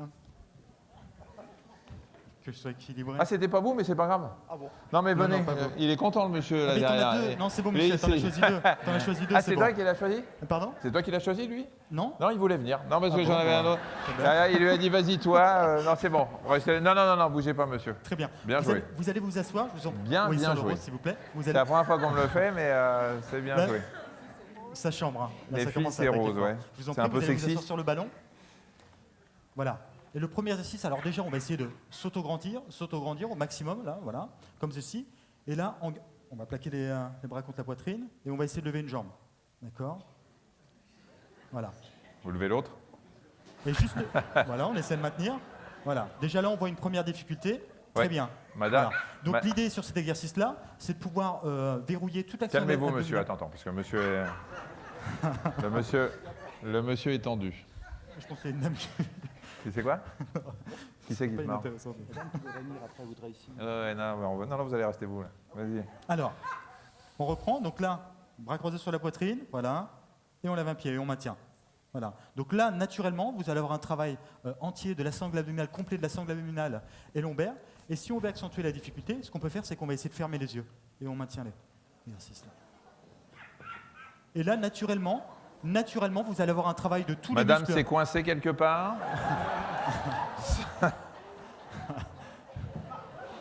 Voilà. Donc là, naturellement, vous allez avoir un travail complet des muscles profonds, notamment, qui permettent de maintenir là, cette forme de gainage. Ça, c'est un premier exercice. Si jamais on veut l'accentuer, voilà, là, c'est bien, c'est intéressant, super. Michel, tu vas tenir la main à la dame, s'il te plaît. C'est quoi votre petit nom? Rime. Alors, je vous en prie, on Je va vais se tenir mettre, la mimine à Rime. on va se mettre debout derrière le ballon, s'il vous plaît. Comme ça? Debout derrière le ballon. Quoi, debout La derrière? dame. Oui. Ah, je donne les deux mains alors. Michel, aide-moi, s'il te plaît. Mais je sais pas ce que je comprends pas ce que tu veux faire. La dame debout derrière le ballon. Ah, s'il te plaît. Merci. Ah, dame debout derrière ballon. Ouais, Voilà. ouais. Le but, Parle français. le but de l'exercice, là je vais le faire seul, Michel tu peux le tester si tu veux, après on va tester, c'est celui-ci. Se mettre là, Non, mais là, c'est difficile. Attendez, voilà. Non, mais bien sûr, je vais vous tenir la main. D'accord? Le but de l'exercice, c'est celui-ci. Voilà. Gardez le pantalon. Automatiquement, Gardez le pantalon. sur cet exercice-là, là, vous allez avoir un niveau supérieur. Je vous en prie, je vais vous tenir la main. Bon, ça, c'est pas pour tout le monde. Hein. Non, bien sûr que Ça, non. c'est pour ceux qui veulent aller au cirque après. C'est pour vous montrer, Après, vous allez vous mettre la debout. difficulté. Je vous en prie, je vais vous tenir. Regardez comment il tombe et puis après, on fait pareil. Voilà. Très bien. Donc là, vous allez vous bloquer. Allez-y. Vous allez vous bloquer avec vos pieds derrière. Je vous vous allez tiens. essayer d'avancer. Tout doucement, voilà. Très bien. Je flippe pour moi. Voilà, essayez de vous autograndir. Voilà. Vous êtes bien là, non? Je vous maintiens. Très bien. Écartez un Voilà. tout petit peu les genoux. Et rien que là, sur ce mouvement-là, Non, on le voit, écartez un tous peu les les muscles genoux. de la sangle Voilà. abdominale et lombaire Voilà. participent. Non, mais énormément. détendez-vous. Je vous sens Ah tendu. non. Voilà, C'est c'est très très loin bien. d'être évident. Très loin d'être évident. C'est bien comme ça? Très bien. Voilà. Alors, Voilà, maintenant vous levez un peu le nez en l'air et on lui... Quelqu'un a un poisson? je me permettrai pas. Donc là, tout de suite, Ouais, je c'est bien. suis monté sur un niveau très. Oui, automatiquement. Alors là, il y a la sangle anale, mais il y a les quadriceps qui vont participer. Sur des exercices beaucoup plus simples, si jamais je vais travailler toute la chaîne postérieure, notamment au niveau ischio-jambier et lombaire, je vais pouvoir m'allonger sur le dos, comme ceci. Tac, je vais poser les pieds, je relève le bassin, et là, je vais venir faire rouler le ballon. Et là, sur celui-ci, je vais travailler notamment les ischio-jambiers. Si jamais je veux faire participer les lombaires, je peux très bien me mettre ici, et là, lever une jambe. Et là, en plus des ischio-jambiers, je vais avoir un travail du fessier et des lombaires. Ça c'est pas tout de suite non plus. Hein, c'est Alors, une fois que vous êtes un peu... Sur celui-ci, sur cet exercice-là, c'est quand même relativement simple, à 2 pieds. Bien sûr, automatiquement, dès que je vais le faire à une jambe, là, je vais avoir une pression plus importante sur Mais je sur vous le membre. promets, pour l'avoir testé, que vous vous mettez comme ça, et déjà, vous faites ces mouvements-là, Bien sûr. tout bêtement, les 2 pieds au sol, Ah oui. vous ne perdez pas l'équilibre, et rien que de faire ces mouvements-là, même si vous êtes en train de lire ou en train de travailler, si la table est à hauteur, vous faites ça régulièrement, et déjà, ça vous muscle les lombaires, ça vous muscle les abdos et ça vous muscle les muscles à l'intérieur de l'abdomen. Je vous assure, hein, rien que de faire ça. Il faut savoir, dans certaines sociétés, il y a des personnes qui l'ont mis en place, et 30 minutes par jour, justement, ils enlèvent la chaise, et automatiquement, ils viennent s'asseoir ici et viennent travailler là, sur ordinateur. Et là, justement, comme tu dis, naturellement, on va se reconcentrer sur la position optimale, et notamment au niveau du dos, en repassant les épaules vers Ouais, et l'arrière. en plus, on a tendance à se redresser. Et après, une fois que vous êtes un peu familiarisé avec ça, vous levez un pied juste, voilà. Il ne s'agit pas de lever les deux, forcément, de se faire de se mettre comme une otarie, mais vous vous mettez comme ça. Et au bout de quelques jours, vous arriverez à le faire sans aucun problème. Et ça prouvera que vous avez déjà fait travailler vos muscles. Vrai ou pas, docteur Lenel? Je pense que... Attends, Je découvre. C'est super. Il faut venir essayer. il est mort de rire. Non, vous n'êtes pas convaincu? Ah si, complètement. Ouais. Je pense que si Oui, c'est ce que disait Nordine, c'est un travail, c'est ce qu'on appelle un travail proprioceptif permanent sur le. C'est Henri? C'est lui que vous appelez Henri? Non, j'ai dit. Non, pas- Ah, j'ai compris Henri. non. Je pense que en plus de l'activité justement du cœur sur la marche, le vélo, la course à pied, s'il y a un accessoire à acheter et avec lequel vous allez pouvoir avoir un aspect ludique et un ensemble d'exercices très complets, les Swiss Balls. Avec ça, vous allez pouvoir... Merci beaucoup. Merci à vous. Vous pouvez aller là-bas. Alors, je voudrais... Il y a aussi, très important, n'est-ce pas, le docteur Lenel, le problème de l'équilibre chez les personnes âgées. Hein, on a dit qu'il fallait faire travailler ses muscles, qu'il faut faire travailler son squelette, et on sait qu'on perd un petit peu l'équilibre avec l'âge parce qu'on est moins sûr de soi, on perd de l'assurance, donc on perd la possibilité de réagir par réflexe quand on a un terrain un peu inégal. Et le travail de l'équilibre, donc le travail musculaire aussi, est fondamental. Et les chutes, c'est une catastrophe sur le plan de la santé publique aussi en France. Oui, tout à fait. Alors, ça concerne des tranches d'âge, bien sûr, plus âgées, mais le risque de chute, alors notamment, on l'a beaucoup à la fois à domicile, mais également dans les institutions où se trouvent des personnes âgées dépendantes. Et c'est une catastrophe parce que la chute conduit à ce risque justement de fracture du col du fémur. Et la fracture du col du fémur a finalement, dans les suites, a une très forte mortalité. Donc il est capital de pouvoir limiter le risque de chute. Et là, on sait très bien l'intérêt de certains exercices qui sont assez simples, en fait, qui permettent de limiter ce risque, quoi. Donc c'est une donnée très importante.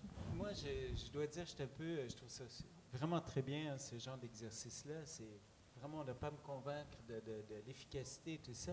Le problème, c'est, je me rappelle de cette étude, j'ai essayé de la trouver cet après-midi parce que je savais que c'était un peu, ça s'alignait un peu vers ça, où aux États-Unis, je pense que c'était à New York, ils avaient fait un recensement des équipements de sport dans les maisons. Donc, ils avaient, par téléphone, j'imagine, je ne me rappelle pas trop, ils avaient demandé aux gens, est-ce que vous avez, par exemple, des poids et haltères, est-ce que vous avez un tapis roulant là, pour courir et tout ça. Et le chiffre qu'ils avaient, ils avaient trouvé plein de foyers où il y avait ces équipements-là, mais quand on leur demandait, l'utilisez-vous, là, on voyait que les chiffres étaient catastrophiques. Donc, à la maison, c'est vrai qu'on peut faire de l'exercice, mais est-ce que pour que ça marche, c'est mieux à deux, non? En fait, alors, il y a des... c'est plus motivant de le faire avec... Il y a des limites. C'est pour ça notamment que j'ai parlé de ludique tout à l'heure, que ce soit seul ou à deux. Le problème d'évoluer à deux, c'est qu'il suffit par exemple que vous vous remettiez au sport sur de la marche à pied, je reviens sur la course à pied et autres, et si votre ami, si votre copine, si votre frère ne veut pas s'entraîner, automatiquement vous allez avoir envie de rester à la maison. Donc c'est bien de temps en temps, l'idée justement c'est de varier des entraînements seuls et des entraînements à deux. Comme ça vous allez garder une certaine motivation. Et après justement, je suis complètement d'accord avec vous sur le matériel, ça ne sert à rien d'acheter énormément, de vous équiper parce que vous êtes très motivé. Allez-y progressivement, allez sur des accessoires sur lesquels vous vous sentez bien. Ça ne sert à rien d'acheter un tapis, justement, on parle d'un tapis roulant sous prétexte que je vais déstocker plus de graisse, que je vais brûler plus de calories. Si jamais vous avez vous êtes capable de durer davantage sur un vélo, achetez un vélo. Et tant pis si la dépense calorique sera divisée par 2 ou par 3. Mais par contre, sur le temps, vous allez pouvoir aller beaucoup plus loin. Et c'est ce qui est intéressant. Parce qu'avec un tapis de course, en effet, après, il va très vite prendre la poussière ou servir dans le porte-manteau. Alors, on a parlé d'équilibre là, juste avant. On va leur faire un petit... Il y en a qui ont vu le magazine de la santé aujourd'hui? Personne n'a regardé le magazine de la santé. Je suis à 2 doigts de partir, je vous préviens. Vous n'avez pas vu ce que Nordine m'a fait faire aujourd'hui? Enfin, je me suis lancé sur une chronique. Levez la main. Qui a vu ce que j'ai fait? Et qui a vu l'émission d'hier avec Adriana? Bon, je vais arrêter le magazine alors, parce que je ne dirai rien à Marina. À midi, il m'a fait faire du yoga. Chose que j'ai découvert moi aussi, que j'ai voulu partager avec les téléspectateurs. Voilà, et qui est très intéressant pour stimuler aussi votre équilibre. Donc, vous allez tous vous mettre debout. C'est Michel, le coach. Et dans notre salle aussi d'ailleurs. Oui, dans la salle à côté, je leur ai demandé tout à l'heure, vous mettez debout. Voilà. Vous pouvez poser votre veste. Vous posez la veste. On va rester sur place. Vous laissez vos sacs à main et vos cartes bleues et vous pouvez partir. Voilà, donc je te laisse faire. Donc l'idée sur cet exercice, vous allez tous vous tenir les uns les autres comme ceci. D'accord? Voilà, les 2 pieds par terre. Vous embrassez. C'est une communauté. Voilà. Et nous allons maintenant prier Dieu tous ensemble. Seigneur. Rien que là, on va influencer le psychique. Scientiste. On va rester positif. Voilà, super. À partir de cette position-là, ce que vous allez faire, c'est que vous allez choisir pied droit, pied gauche, et vous allez le lever. D'accord? Voilà. Très bien. Déjà, on sent qu'il y a quelques guirlandes qui tombent. Voilà, très bien. On se croirait dans un mariage. Super. Ça, c'est restez comme ça, la jambe en l'air. Très bien. Donc, on va discuter un petit peu. C'est terrible, il y a un tremblement de terre là. Regarde, voilà. Regarde. Voilà.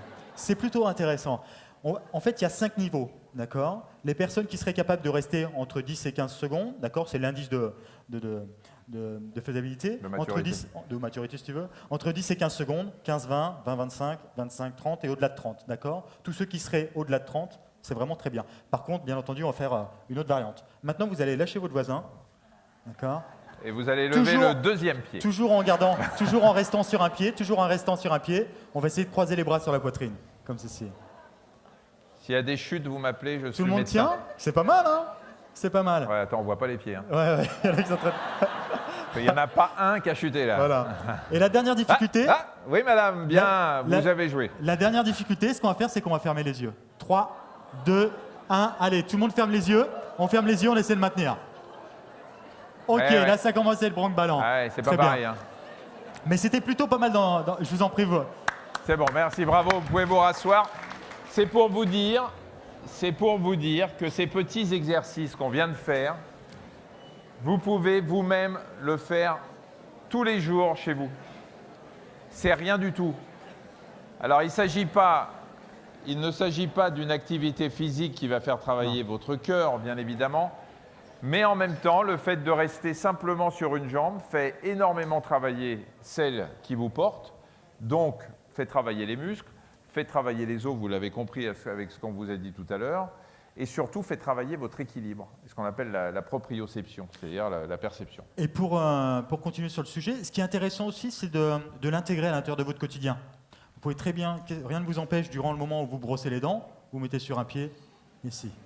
Je vous assure, c'est un exercice, quand on l'intègre, après vous allez voir que votre niveau de proprioception va augmenter. Dernière chose aussi, vous êtes en train de faire vos lacets. Au lieu d'être ici, je peux très bien être là, monter là, et faire mon lacet. D'accord? Et automatiquement, vous allez voir, progressivement, vous allez y arriver. Vous enfilez une chaussette, plutôt que de vous asseoir, vous essayez d'enfiler debout. Et tout ça va participer indirectement à améliorer votre proprioception. Ça veut dire que tous les jours, vous pouvez, à chaque moment de la journée, à chaque fois que vous avez une activité qui vous paraît banale, penser, tiens, qu'est-ce que je peux faire pour mon équilibre, me muscler, etc. Sauf au lit, comme on a dit tout à l'heure, si vous pensez qu'à ça, vous n'y arriverez pas. On va, avant de vous passer la parole, s'intéresser au cerveau. Je vous l'ai dit tout à l'heure, on ne dit pas que le sport rend intelligent, mais l'activité physique, et toutes les études le prouvent aujourd'hui, l'activité physique est bonne pour le cerveau. On peut simplifier en disant que plus vous avez une bonne activité physique, plus votre cœur fonctionne. Plus votre cœur fonctionne, plus il envoie de sang dans le cerveau. Or, le cerveau a besoin de se nourrir avec le sang, puisque c'est là où on reçoit de l'oxygène, on reçoit du sucre. Le cerveau consomme énormément d'énergie. Et plus vous l'irriguez, plus vous lui envoyez ce dont il a besoin, et plus il vous le rendra. Éric Breton, ça s'est prouvé partout. Oui, en fait, ce qu'on voit, on voit beaucoup, en fait, l'activité. Il a l'air convaincu quand je lui pose une question. Non. Oui, c'est possible. Non, mais là, j'essaie de penser quelle étude là, je peux, mais c'est vrai. Non, mais c'est clair. Et en fait, ce qu'on voit, l'activité physique comme prétexte aussi pour rencontrer les gens, pour sortir de son isolement et tout ça. L'activité physique qui va permettre de prendre des décisions. Hein. Je sais pas, on voit souvent des gens qui vont nous dire la plus grande décision qu'ils ont prise dans leur vie, ils l'ont pris en marchant. Ils ont dit, moi, j'ai été prendre une marche, j'ai réfléchi, et effectivement. L'autre truc qu'on peut dire aussi, c'est n'importe qui fait un peu de course, hein, elle est dure, la course, quand on est tout seul. Hein. Et quand on est deux, et là, on se retrouve où c'est beaucoup plus facile, on oublie tout donc, pour moi, en tout cas, c'est ça. Je ne veux pas qu'on oublie le côté social des choses, côté bien-être, qui est extrêmement important. Donc, antidépresseur, ça c'est... Alors justement, tiens, on va revenir sur ce qu'on avait juste avant. On dit que le cerveau est mieux oxygéné, ça on l'a dit. Un frein à l'atrophie du cerveau. On dit que chez les gens qui ont une activité physique, vous savez que le cerveau, c'est comme tout, hein, ça fond un petit peu avec l'âge. Alors on continue à être conscient, à parler, etc. On ne parle pas pour l'instant de la maladie d'Alzheimer, mais on parle juste d'une atrophie physiologique, c'est-à-dire que le cerveau, on perd 10 000 neurones par jour à peu près. Le cerveau se déshydrate un peu, donc il a tendance à rétrécir. C'est quand on parle d'atrophie du cerveau, c'est ça. L'activité physique réduit ce risque d'atrophie? D'accord. C'est à moi que vous demandez ça. Non, en fait, je me posais la question à moi-même et je me disais pourquoi pas. Non, là-dessus, pour le cerveau, j'ai à part de banalité, mais je pense que c'est ça. Encore une fois, c'est qu'on oublie. On pense toujours à l'activité physique, bon, c'est des muscles, c'est tout ça, mais le bien-être, tous les gens qui ont un bon niveau d'activité physique le disent, ils ne sont pas capables de passer une journée sans bouger, pour eux, c'est impossible. Et quand vous parliez du moral ou d'antidépresseurs, c'est la sérotonine et les endorphines qui participent aussi? Ça, je ne suis pas médecin. Là, ça, je peux pas. Moi, je m'intéresse à l'organisation. Donc, comment on peut justement permettre ces opportunités-là d'activité physique, mais pas. D'accord. Alors, docteur Lenéel. Au médecin à côté. Ouais. Ouais. Vous êtes médecin, docteur Lenéel? Le médecin n'a pas les réponses à tout. J'aimerais bien, c'est parce bien que dommage. sinon je vais être obligé de les donner moi-même, les réponses, ça me gênerait. Le moral, on dit qu'effectivement le sport c'est un antidépresseur, non seulement parce que quand on fait du sport, moralement on se sent mieux, mais également avec ces histoires de neurotransmetteurs qui circulent plus facilement. Probablement. Moi, j'ai pas la réponse à ça parce que c'est plus une réponse de neurophysiologiste ou de pharmacologue, quoi. Et donc, clairement, je ne vais pas m'avancer là-dessus. Je vais vous le dire. Mais on constate dans la pratique qu'on peut avoir avec les patients, effectivement, ce type d'effet. Alors, les études montrent que la pratique régulière de l'activité physique favorise la synthèse dans le cerveau de cette sérotonine dont vous avez entendu parler. Sérotonine, c'est un neurotransmetteur. Le neurotransmetteur, c'est... Vous savez qu'entre deux neurones, enfin vous l'avez vu hier dans l'émission, mais entre deux neurones, pour que l'influx nerveux, donc l'information puisse passer, il y a des petits espaces entre les filaments. Et ces espaces sont traversés par ce qu'on appelle des neurotransmetteurs, des substances qui vont permettre donc à cet influx de traverser ce qu'on appelle une synapse, cet espace. On a plein de neurotransmetteurs dans le cerveau, vous en connaissez un probablement, la dopamine, parce que c'est le manque de dopamine qui entraîne la maladie de Parkinson, c'est un neurotransmetteur. On a la sérotonine, on en a d'autres, et alors on dit que ces études montrent que la sérotonine, quand on a une activité physique régulière, eh bien, elle influence les zones cérébrales qui contrôlent l'humeur ou le sommeil. Le sommeil est de meilleure qualité, donc on récupère mieux. Et on sait que les personnes déprimées, d'après ces études, ont un taux anormalement bas de sérotonine. Donc, activité physique, meilleure sécrétion de sérotonine, meilleur sommeil et meilleure morale également. Le sport rend intelligent ou pas? Non, on laisse de côté les footballeurs. Ouais. Non, parce que je parle de ce... Non, d'abord, il ne faut pas... Non, je suis salaud. Il ne faut pas généraliser. Il y a des footballeurs qui sont intelligents, Non, c'est vrai. Moi, je suis un fan de foot. Non, si, non. Il y a quand même des footballeurs qui sont très intelligents, qui sont des types bien. Et moi qui suis un grand supporter du PSG, je sais que vous avez un joueur qui s'appelle Sylvain Armand chez vous et qui est... Oui, je sais, mais j'ai l'habitude, ne vous inquiétez pas. En même temps, on va vous ramener la Coupe d'Europe, vous arrêterez de siffler. Et vous avez Sylvain Armand chez vous, à Rennes, qui est un mec qui est sympa, intelligent et qui pourtant fait du sport. Bon, c'est sûr qu'il y en a d'autres. Mais il n'y a pas d'études là non plus sur... non, vous n'en savez rien? Ça rend intelligent. Nordine, ça rend intelligent. Il y a des études surtout, hein. Je suis sûr que vous m'en trouvez une. Bah ouais. Vous avez 5 minutes pour m'en trouver une. Oui, mais là, il faut... Oui, Nordine, tu as l'impression que ça t'a rendu intelligent ou pas? Très bien. Alors, on va vous passer Regardez la prochaine émission dans 15 jours de Maggie. On va vous passer la parole. Il nous reste un petit peu de temps pour que vous puissiez nous poser les questions. Enfin, à moi surtout, parce que vous avez vu que nos orateurs, ils ne peuvent pas y répondre. Non, je rigole. En même temps, si ce n'est pas votre domaine, ce n'est pas votre domaine. Hein. Vous aimeriez qu'on vous pose des questions sur quoi, par exemple? Ils vont finir par me faire la gueule. Alors, vous avez des hôtesses et des auteurs. Monsieur, et des dames qui ont des numéros. Il ne s'agit pas de noter comme au patinage artistique, mais vous levez la main et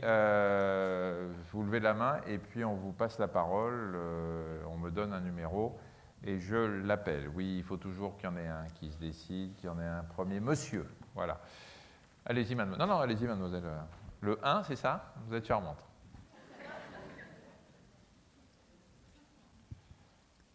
Alors, je vais simplement vous demander, est-ce que vous avez un exercice à me conseiller pour renforcer les cervicales?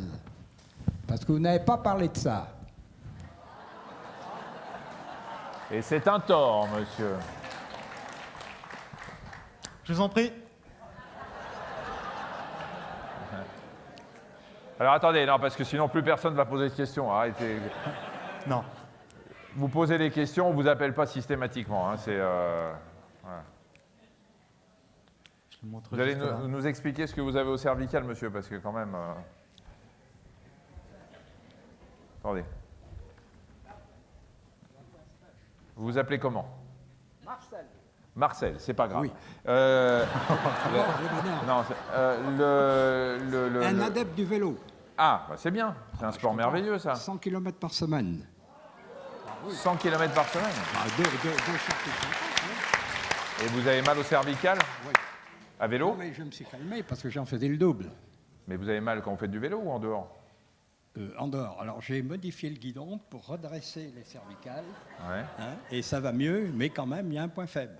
Alors j'aimerais que vous me donniez un exercice. Moi non, mais Nordine va vous expliquer ça. Alors, qu'est-ce que tu peux faire pour Marcel? Renforcer les cervicales en elles-mêmes, non. Par contre, tous les muscles autour, toute cette zone ici, là, postérieure du dos et la partie au niveau de la nuque. Alors pour travailler cette partie ici, là, qui parce que l'idée autour des omoplates, ce que vous allez faire, c'est que vous allez... Je vous explique juste. C'est que les cervicales, donc ce sont les vertèbres qui sont dans le cou. Si elles ont de l'arthrose ou des trucs comme ça, il ne peut pas y faire grand-chose. En revanche, plus on soutient ces vertèbres par un renforcement de tous les muscles qui vous tiennent, et moins vous aurez de problèmes. C'est ça qui va vous dire. Mais sur les vertèbres elles-mêmes, il ne peut rien faire. Voilà. Mais il va vous aider à avoir moins mal au cervical. Allez-y, mon cher ami. Thank you. Alors là, vous allez tendre les bras avec l'élastique comme ceci, d'accord? Je vais vous le donner. Et le but de l'exercice, c'est que vous allez ramener les bras vers l'extérieur, d'accord? Donc choisissez une position, d'accord, avec les mains assez éloignées, comme ça il y aura moins de résistance, d'accord? Si l'exercice est trop dur, je vais vous en donner un autre. Voilà, très bien. Donc là, en gardant les bras, il faudra que le mouvement très bien. Vous revenez en position en inspirant. On revient en position en inspirant. Voilà, en inspirant, voilà, on regonfle les poumons et on expire ici, d'accord? Donc sur ce mouvement-là, naturellement, vous allez travailler tous les muscles, hop, fixateurs des omoplates, d'accord? Attends, Marcel, il fait l'inverse, là.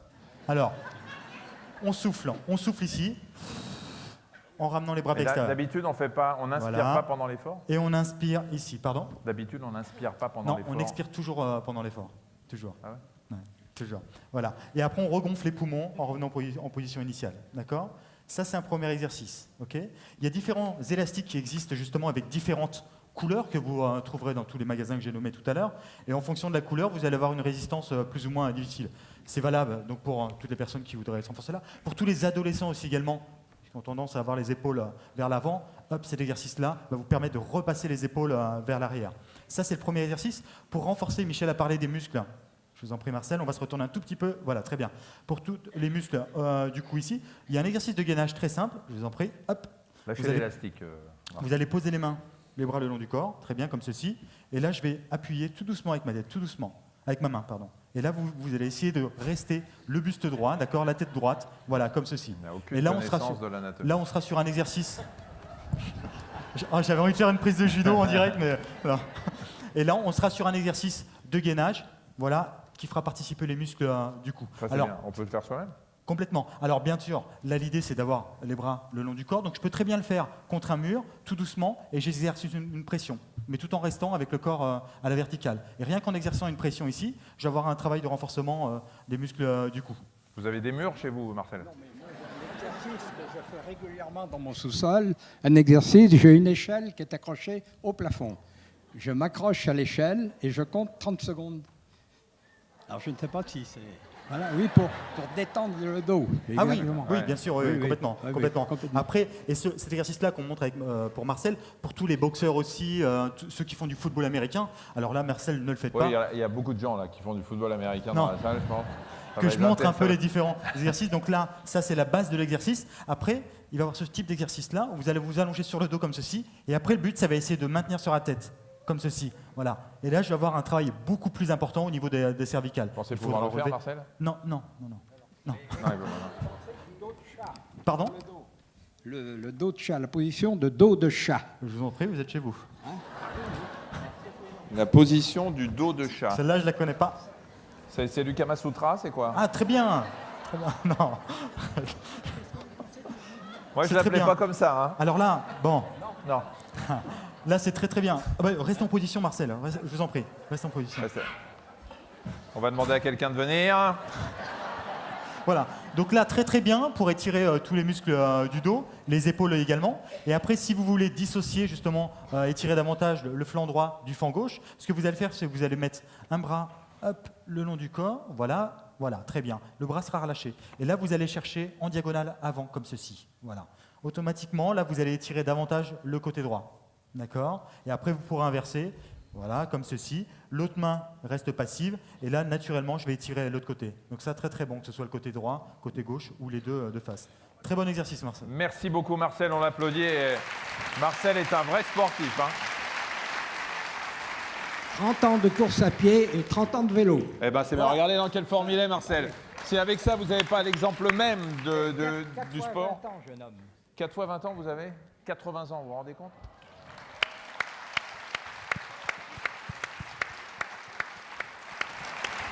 Voilà ce que le sport vous permet de faire avec juste un peu mal au cervical. Et 100 km de vélo par semaine, je peux vous dire, moi qui fais du vélo, c'est pas mal. C'est pas mal du tout. Mademoiselle Le 3. Oui, bonsoir. Moi c'est Eva, enchantée. Bonsoir, c'est Michel. Si je peux me permettre, j'aurais 2 petites choses à vous demander. La première, c'est par rapport à une interrogation que j'ai eue tout à l'heure, quand vous avez dit que le fait de tirer sur le muscle, ça protégeait l'os, quand on a parlé de faire du sport. Ça le stimulait, oui. Et moi, je comprends pas trop le mécanisme, parce que moi, à force de faire du sport, j'ai ce qu'on appelle des chondropathies.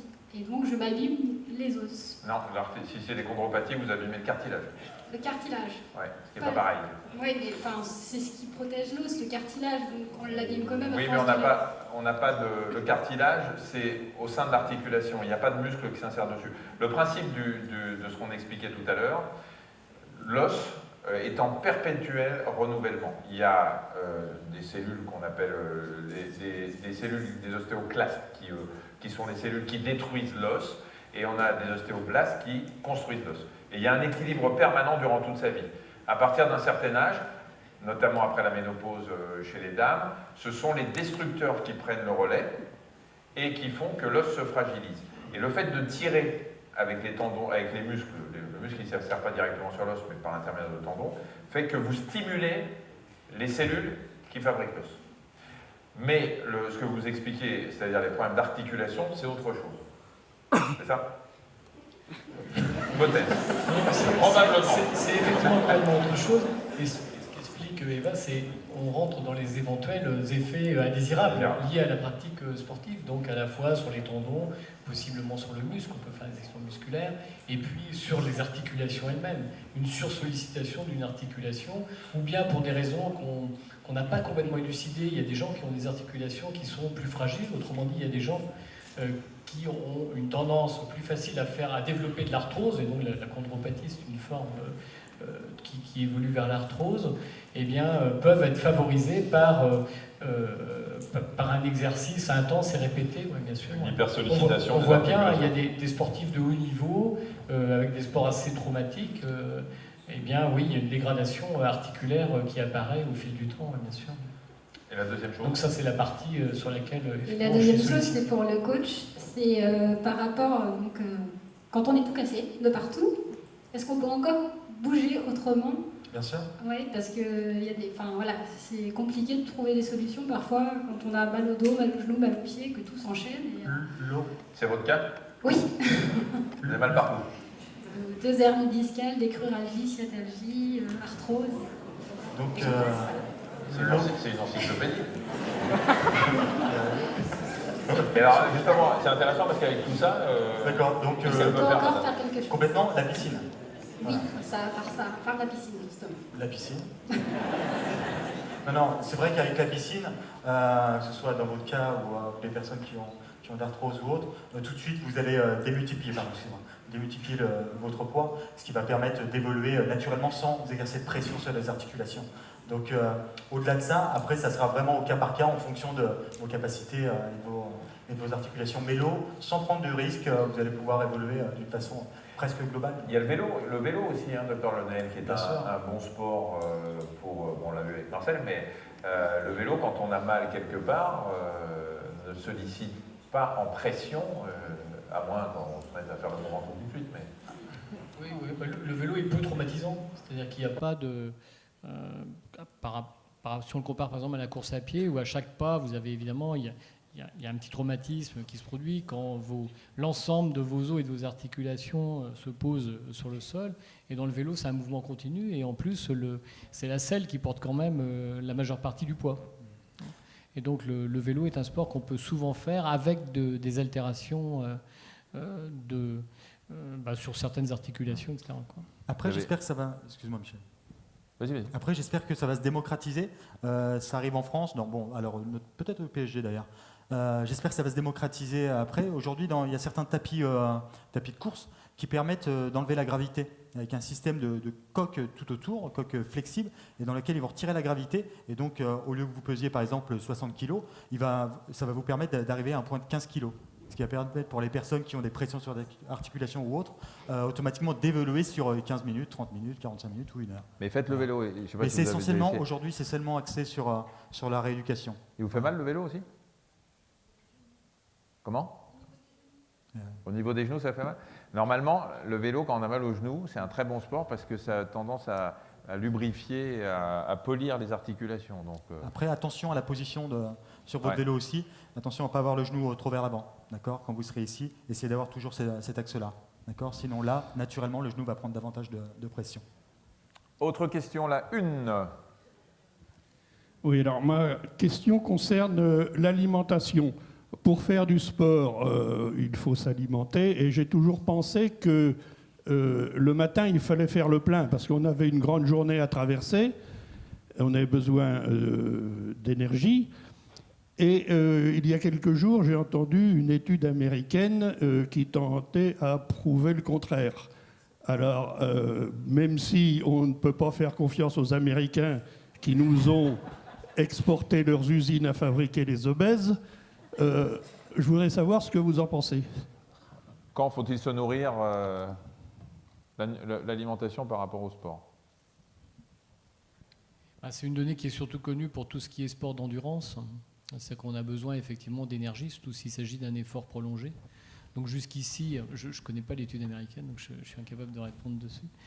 Jusqu'ici, on a privilégié, avant l'effort, l'apport de ce qu'on appelait les sucres lents. Autrement dit, le riz, les pâtes, au fond, des aliments qui, au cours des heures qui suivent, vont pouvoir se transformer facilement en énergie en dépensant peu d'énergie pour cette transformation.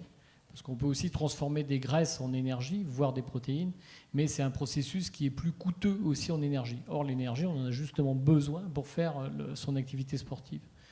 Donc jusqu'ici, effectivement, la règle, ça a été de privilégier ce type d'aliments parce que ce sont ceux qui, de la façon la moins coûteuse, se transforment en énergie. Et l'étude américaine, mais je ne sais pas. Donc voilà. 4. Ah, attendez, on va vous l'allumer. Non, il allume, touche à rien. Je pense que c'est là-haut. Allez-y. Ça ne marche pas le 4. Attendez maintenant. La lumière rouge est allumée sous le micro, mais le 4 ne fonctionne pas. C'est bon. C'est bon là? Voilà. Ça y est. Oui, tout à l'heure, vous avez parlé de l'importance de la marche et apparemment, certaines personnes ont réussi à prendre de grandes décisions. Est-ce que c'est le cas pour les enfants? Est-ce que ça a le même effet sur les enfants? Est-ce qu'il y a eu des études ou pas, ou c'est seulement sur... Pour les adultes.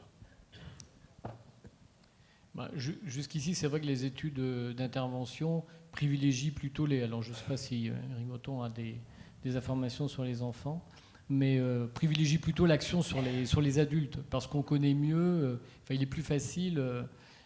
d'analyser les ressorts de motivation. Et il y a aussi chez les adultes, ce qui se développe de plus en plus, c'est le souhait de pouvoir prendre soi-même sa santé en main. Donc les gens souhaitent de plus en plus devenir actifs dans leur façon de régler leurs problèmes de santé. Ils ne veulent pas forcément dépendre du médecin et encore moins des solutions médicamenteuses, quoi. Et je crois que l'avenir, effectivement, se fait sur une médecine préventive qui va prendre cet aspect un peu écologique, si on peut dire, c'est-à-dire qu'on va essayer de privilégier des solutions non médicamenteuses, quoi. Et l'activité physique en fait partie. Alors pour ce qui est de la motivation pour les enfants et les adolescents, je pense que ça répond à des mécanismes qui sont bien différents, mais je pense qu'il y a... Alors, les spécialistes de l'enfant et de l'adolescent, je pense, seraient capables de vous répondre. Justement, nous en avons un en la présence. Là-dessus, pas nécessairement répondre à votre question. Donc, pour les enfants, en fait, moi, j'ai un clou que j'enfonce constamment, et c'est celui de dire, si on a l'environnement pour marcher, on va marcher. Et en fait, aujourd'hui, quand vous regardez vos journées, quelles sont les meilleures opportunités que vous avez d'être actif? Dans une ville comme Rennes, c'est le transport. C'est le transport actif, et ça, vraiment, l'OMS et tout ça, les politiques nationales qu'on voit un peu partout, qui sont déployées un peu partout dans le monde, c'est de dire, écoutez, si on veut augmenter la dépense calorifique, augmenter le niveau d'activité physique, le gain meilleur où on peut aller chercher le meilleur gain, c'est dans le transport actif. Donc, et c'est la même chose pour les enfants. Les enfants peuvent être motivés. Moi, mes enfants vont à l'école à pied. Ce n'est pas une question de motivation, c'est juste une question que tous les jours, la question ne se pose pas. On habite au bon endroit par rapport à l'école, et donc on va à l'école, et jamais ça ne passe à l'esprit d'utiliser autre chose que nos jambes pour y aller. Et donc, il y a, je pense à une autre étude qui montrait en Chine ce qui est en train d'arriver, la catastrophe en Chine, où il y a une démocratisation de l'utilisation de la voiture. Et on voyait très bien les différences en termes de dépenses donc calorifiques à chaque jour entre prendre le vélo, prendre les transports publics et prendre la voiture. Quand vous prenez un bus ou vous prenez le métro ici, vous avez une dépense, un niveau d'activité physique qui est beaucoup plus élevé que quand vous prenez votre voiture. Donc, si vous restez debout dans le métro ou dans le bus, vous êtes encore là à un niveau de dépense énergétique qui est plus élevé que si vous vous asseyez. Surtout si on y va avec un Swiss Ball en plus. Dans le métro, c'est sympa? Oui. Bah. Je passe. Ce qui est intéressant, pour continuer sur la réponse du médecin, ce qui est intéressant aussi, c'est Il n'est pas médecin, mais c'est intéressant. Ma faute. Il serait temps, ça fait 2 heures qu'on parle, Nordé, il serait... Ce qui est intéressant pour rester justement dans cet aspect ludique, et c'est vrai qu'un jour j'avais sensibilisé un ado dessus, c'est tout ce système-là de bracelet qui existe, de bracelet connecté, voilà, et qui va permettre de mesurer au quotidien son activité physique. En fonction de son âge, de ses capacités physiques et autres, le bracelet va déterminer un nombre de pas ou de calories ou de distance à réaliser. Et grâce à ça, il va pouvoir, à chaque moment de la journée, savoir où en est sa jauge. Et donc, à la fin de journée, l'idée, c'est que la jauge, avec différentes couleurs, soit remplie. Et c'est vrai qu'il y a des ados qui ont été sensibilisés là-dessus, parce qu'ils pouvaient m'appeler, me dire aujourd'hui, je me suis bougé 20 minutes, 30 minutes, où j'ai été, j'en sais rien, à la boulangerie ou autre. Et au final, derrière, ils restaient complètement statiques dans le canapé. Et moi, je leur ai dit, oui, mais attention, regarde ta jauge, t'en as fait qu'un quart, après, t'es resté statique à jouer à l'ordinateur. Donc, l'idée, c'est de chaque jour, de pouvoir faire en sorte que la jauge soit remplie. Ça, c'est un vrai coach personnel, que ce soit pour les ados, les adultes ou un... Et ça va être, c'est en train de se démocratiser, ça va être un des cadeaux de Noël cette année.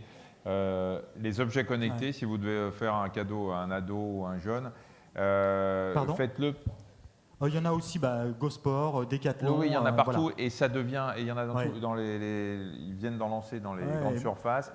Et ça, c'est pas très cher. Non. Ça fait un cadeau qui est motivant parce que c'est ludique.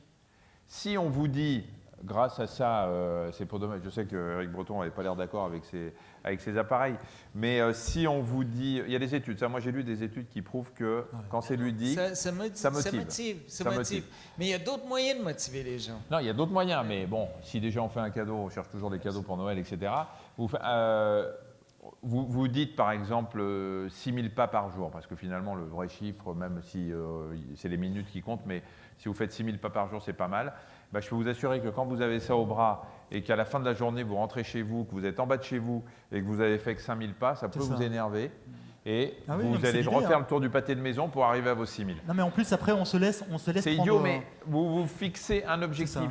Et les gamins, ils adorent être en compète en permanence avec eux-mêmes ou avec les autres. Et tous ces objets-là, ces objets connectés, vont leur permettre de se jauger, de se motiver. Combien tu as marché hier, combien tu as fait, tout ça.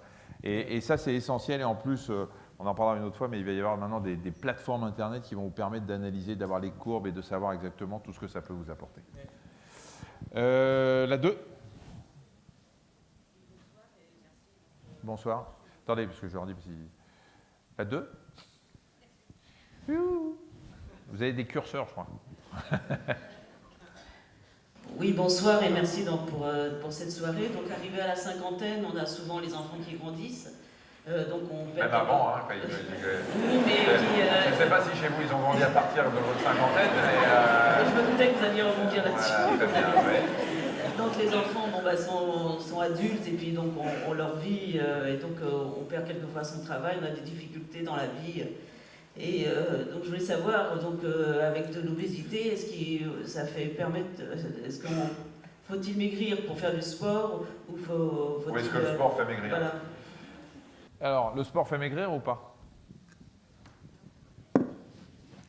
Le sport en lui-même fait assez peu maigrir parce qu'il faut une dépense, la dépense calorique à faire est importante pour pouvoir perdre du poids. C'est-à-dire que voilà, une heure de footing, ça va vous brûler 300-350 calories. Ceci dit, à partir du moment où vous rentrez dans une démarche d'activité physique, vous rentrez aussi dans une autre démarche dans le rapport que vous avez avec votre corps et avec le reste de l'environnement concernant votre santé.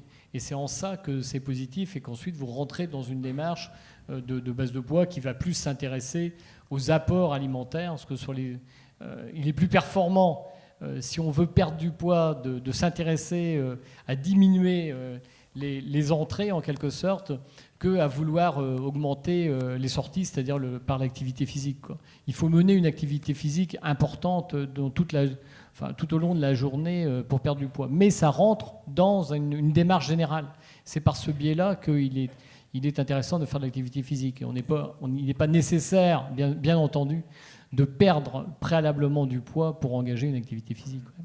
Mais le sport, ce que ça fait aussi, c'est en fait, qu'est-ce qui fait manger, hein? C'est le stress, les angoisses, hein, les soucis. Évidemment, quand on est stressé, qu'on est angoissé, je ne sais pas, on a plus tendance à avoir cette envie hein, de manger et tout ça. Et le sport, non, ça ne fait pas maigrir, effectivement, pas dans le sens où la dépense calorifique est assez importante pour compenser tout ce qu'on a mangé à côté, sauf qu'elle fait une petite différence, elle nous fait penser à autre chose, elle fait qu'on se sent mieux. Donc, on pense moins à manger. Donc, là-dessus, c'est vrai aujourd'hui, les campagnes qui se font nationales ici en France, ailleurs dans le monde, c'est toujours allié maintenant, depuis plus d'une dizaine d'années, on allie toujours la question nutritionnelle avec la question activité physique. En tout cas, les campagnes gouvernementales, vous remarquerez, hein, maintenant, c'est comme ça. On ne parle jamais de maigrir sans parler d'activité physique en même temps, parce que les deux se complètent.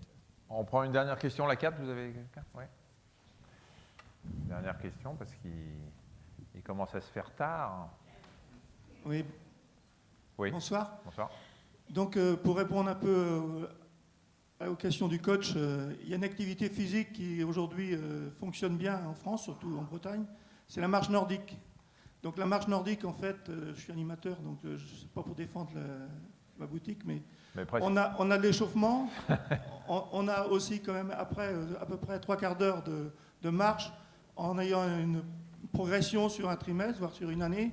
Et à la fin de chaque séance, il y a aussi les étirements, donc ça correspond à tout ce que vous avez un peu expliqué tout à l'heure, coach.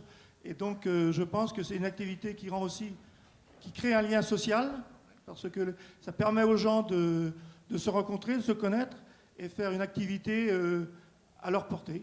C'est tout. Mais c'est bien, c'est un très très bon... c'est bien de l'appeler coach, on dirait qu'il est entraîneur de foot. Alors, coach, je vais t'appeler coach à la télé maintenant, tiens. Coach Nordine. Pas mal ça, coach Nordine. Ça ira, juste Hein? Nordine. Et pour rebondir aussi, après pour toutes les personnes qui ont la possibilité d'aller au bord de la mer, vous pouvez effectuer, alors là on n'est plus dans de la marche nordique, mais dans de la marche avec une pagaie qui va me permettre notamment de retrouver tout ce travail du haut et du bas du corps. Et puis en plus, par les mouvements des vagues, vous allez avoir un travail proprioceptif, un travail d'équilibre qui sera très important. Et puis plus vous aurez d'eau au niveau de la poitrine, plus le travail sera difficile. Non, la marche nordique, très bon sport. Hein. Apprendre d'abord, ça vous fait vous promener, c'est souvent dans des lieux sympas. Les bâtons pour marcher, ça coûte vraiment pas grand-chose et ça vous fait faire énormément d'exercices. Je voudrais, avant de nous quitter, vous remercier d'abord d'avoir été si nombreux ce soir, remercier nos amis qui sont dans la salle d'à côté. Remercier de nouveau la mairie de Rennes et Madame Charlotte Marchandise-Franquet, ainsi que la maire Nathalie on dit Appéré ou Appert? Appéré, très bien, excusez-moi. J'ai du mal avec la mienne déjà. C'est qui la mienne? Ouais, j'habite pas Paris, hein. Lui, il s'en fout. En tout cas, merci de nous avoir reçus et de nous avoir aidés à rameuter un peu tout le monde. Merci à nos amis d'Alain, à Flelou qui sont ici ce soir, à France Bleu, Télé Loisirs et Monsieur d'Ouest France qui va se régaler. Faites gaffe, je regarde Ouest France demain. Hein. Si vous prenez la photo comme ça, c'est pas demain, c'est après-demain. Et je regarderai quand même. D'accord ? Merci 1000 fois pour votre attention et n'oubliez pas, bougez-vous. Merci.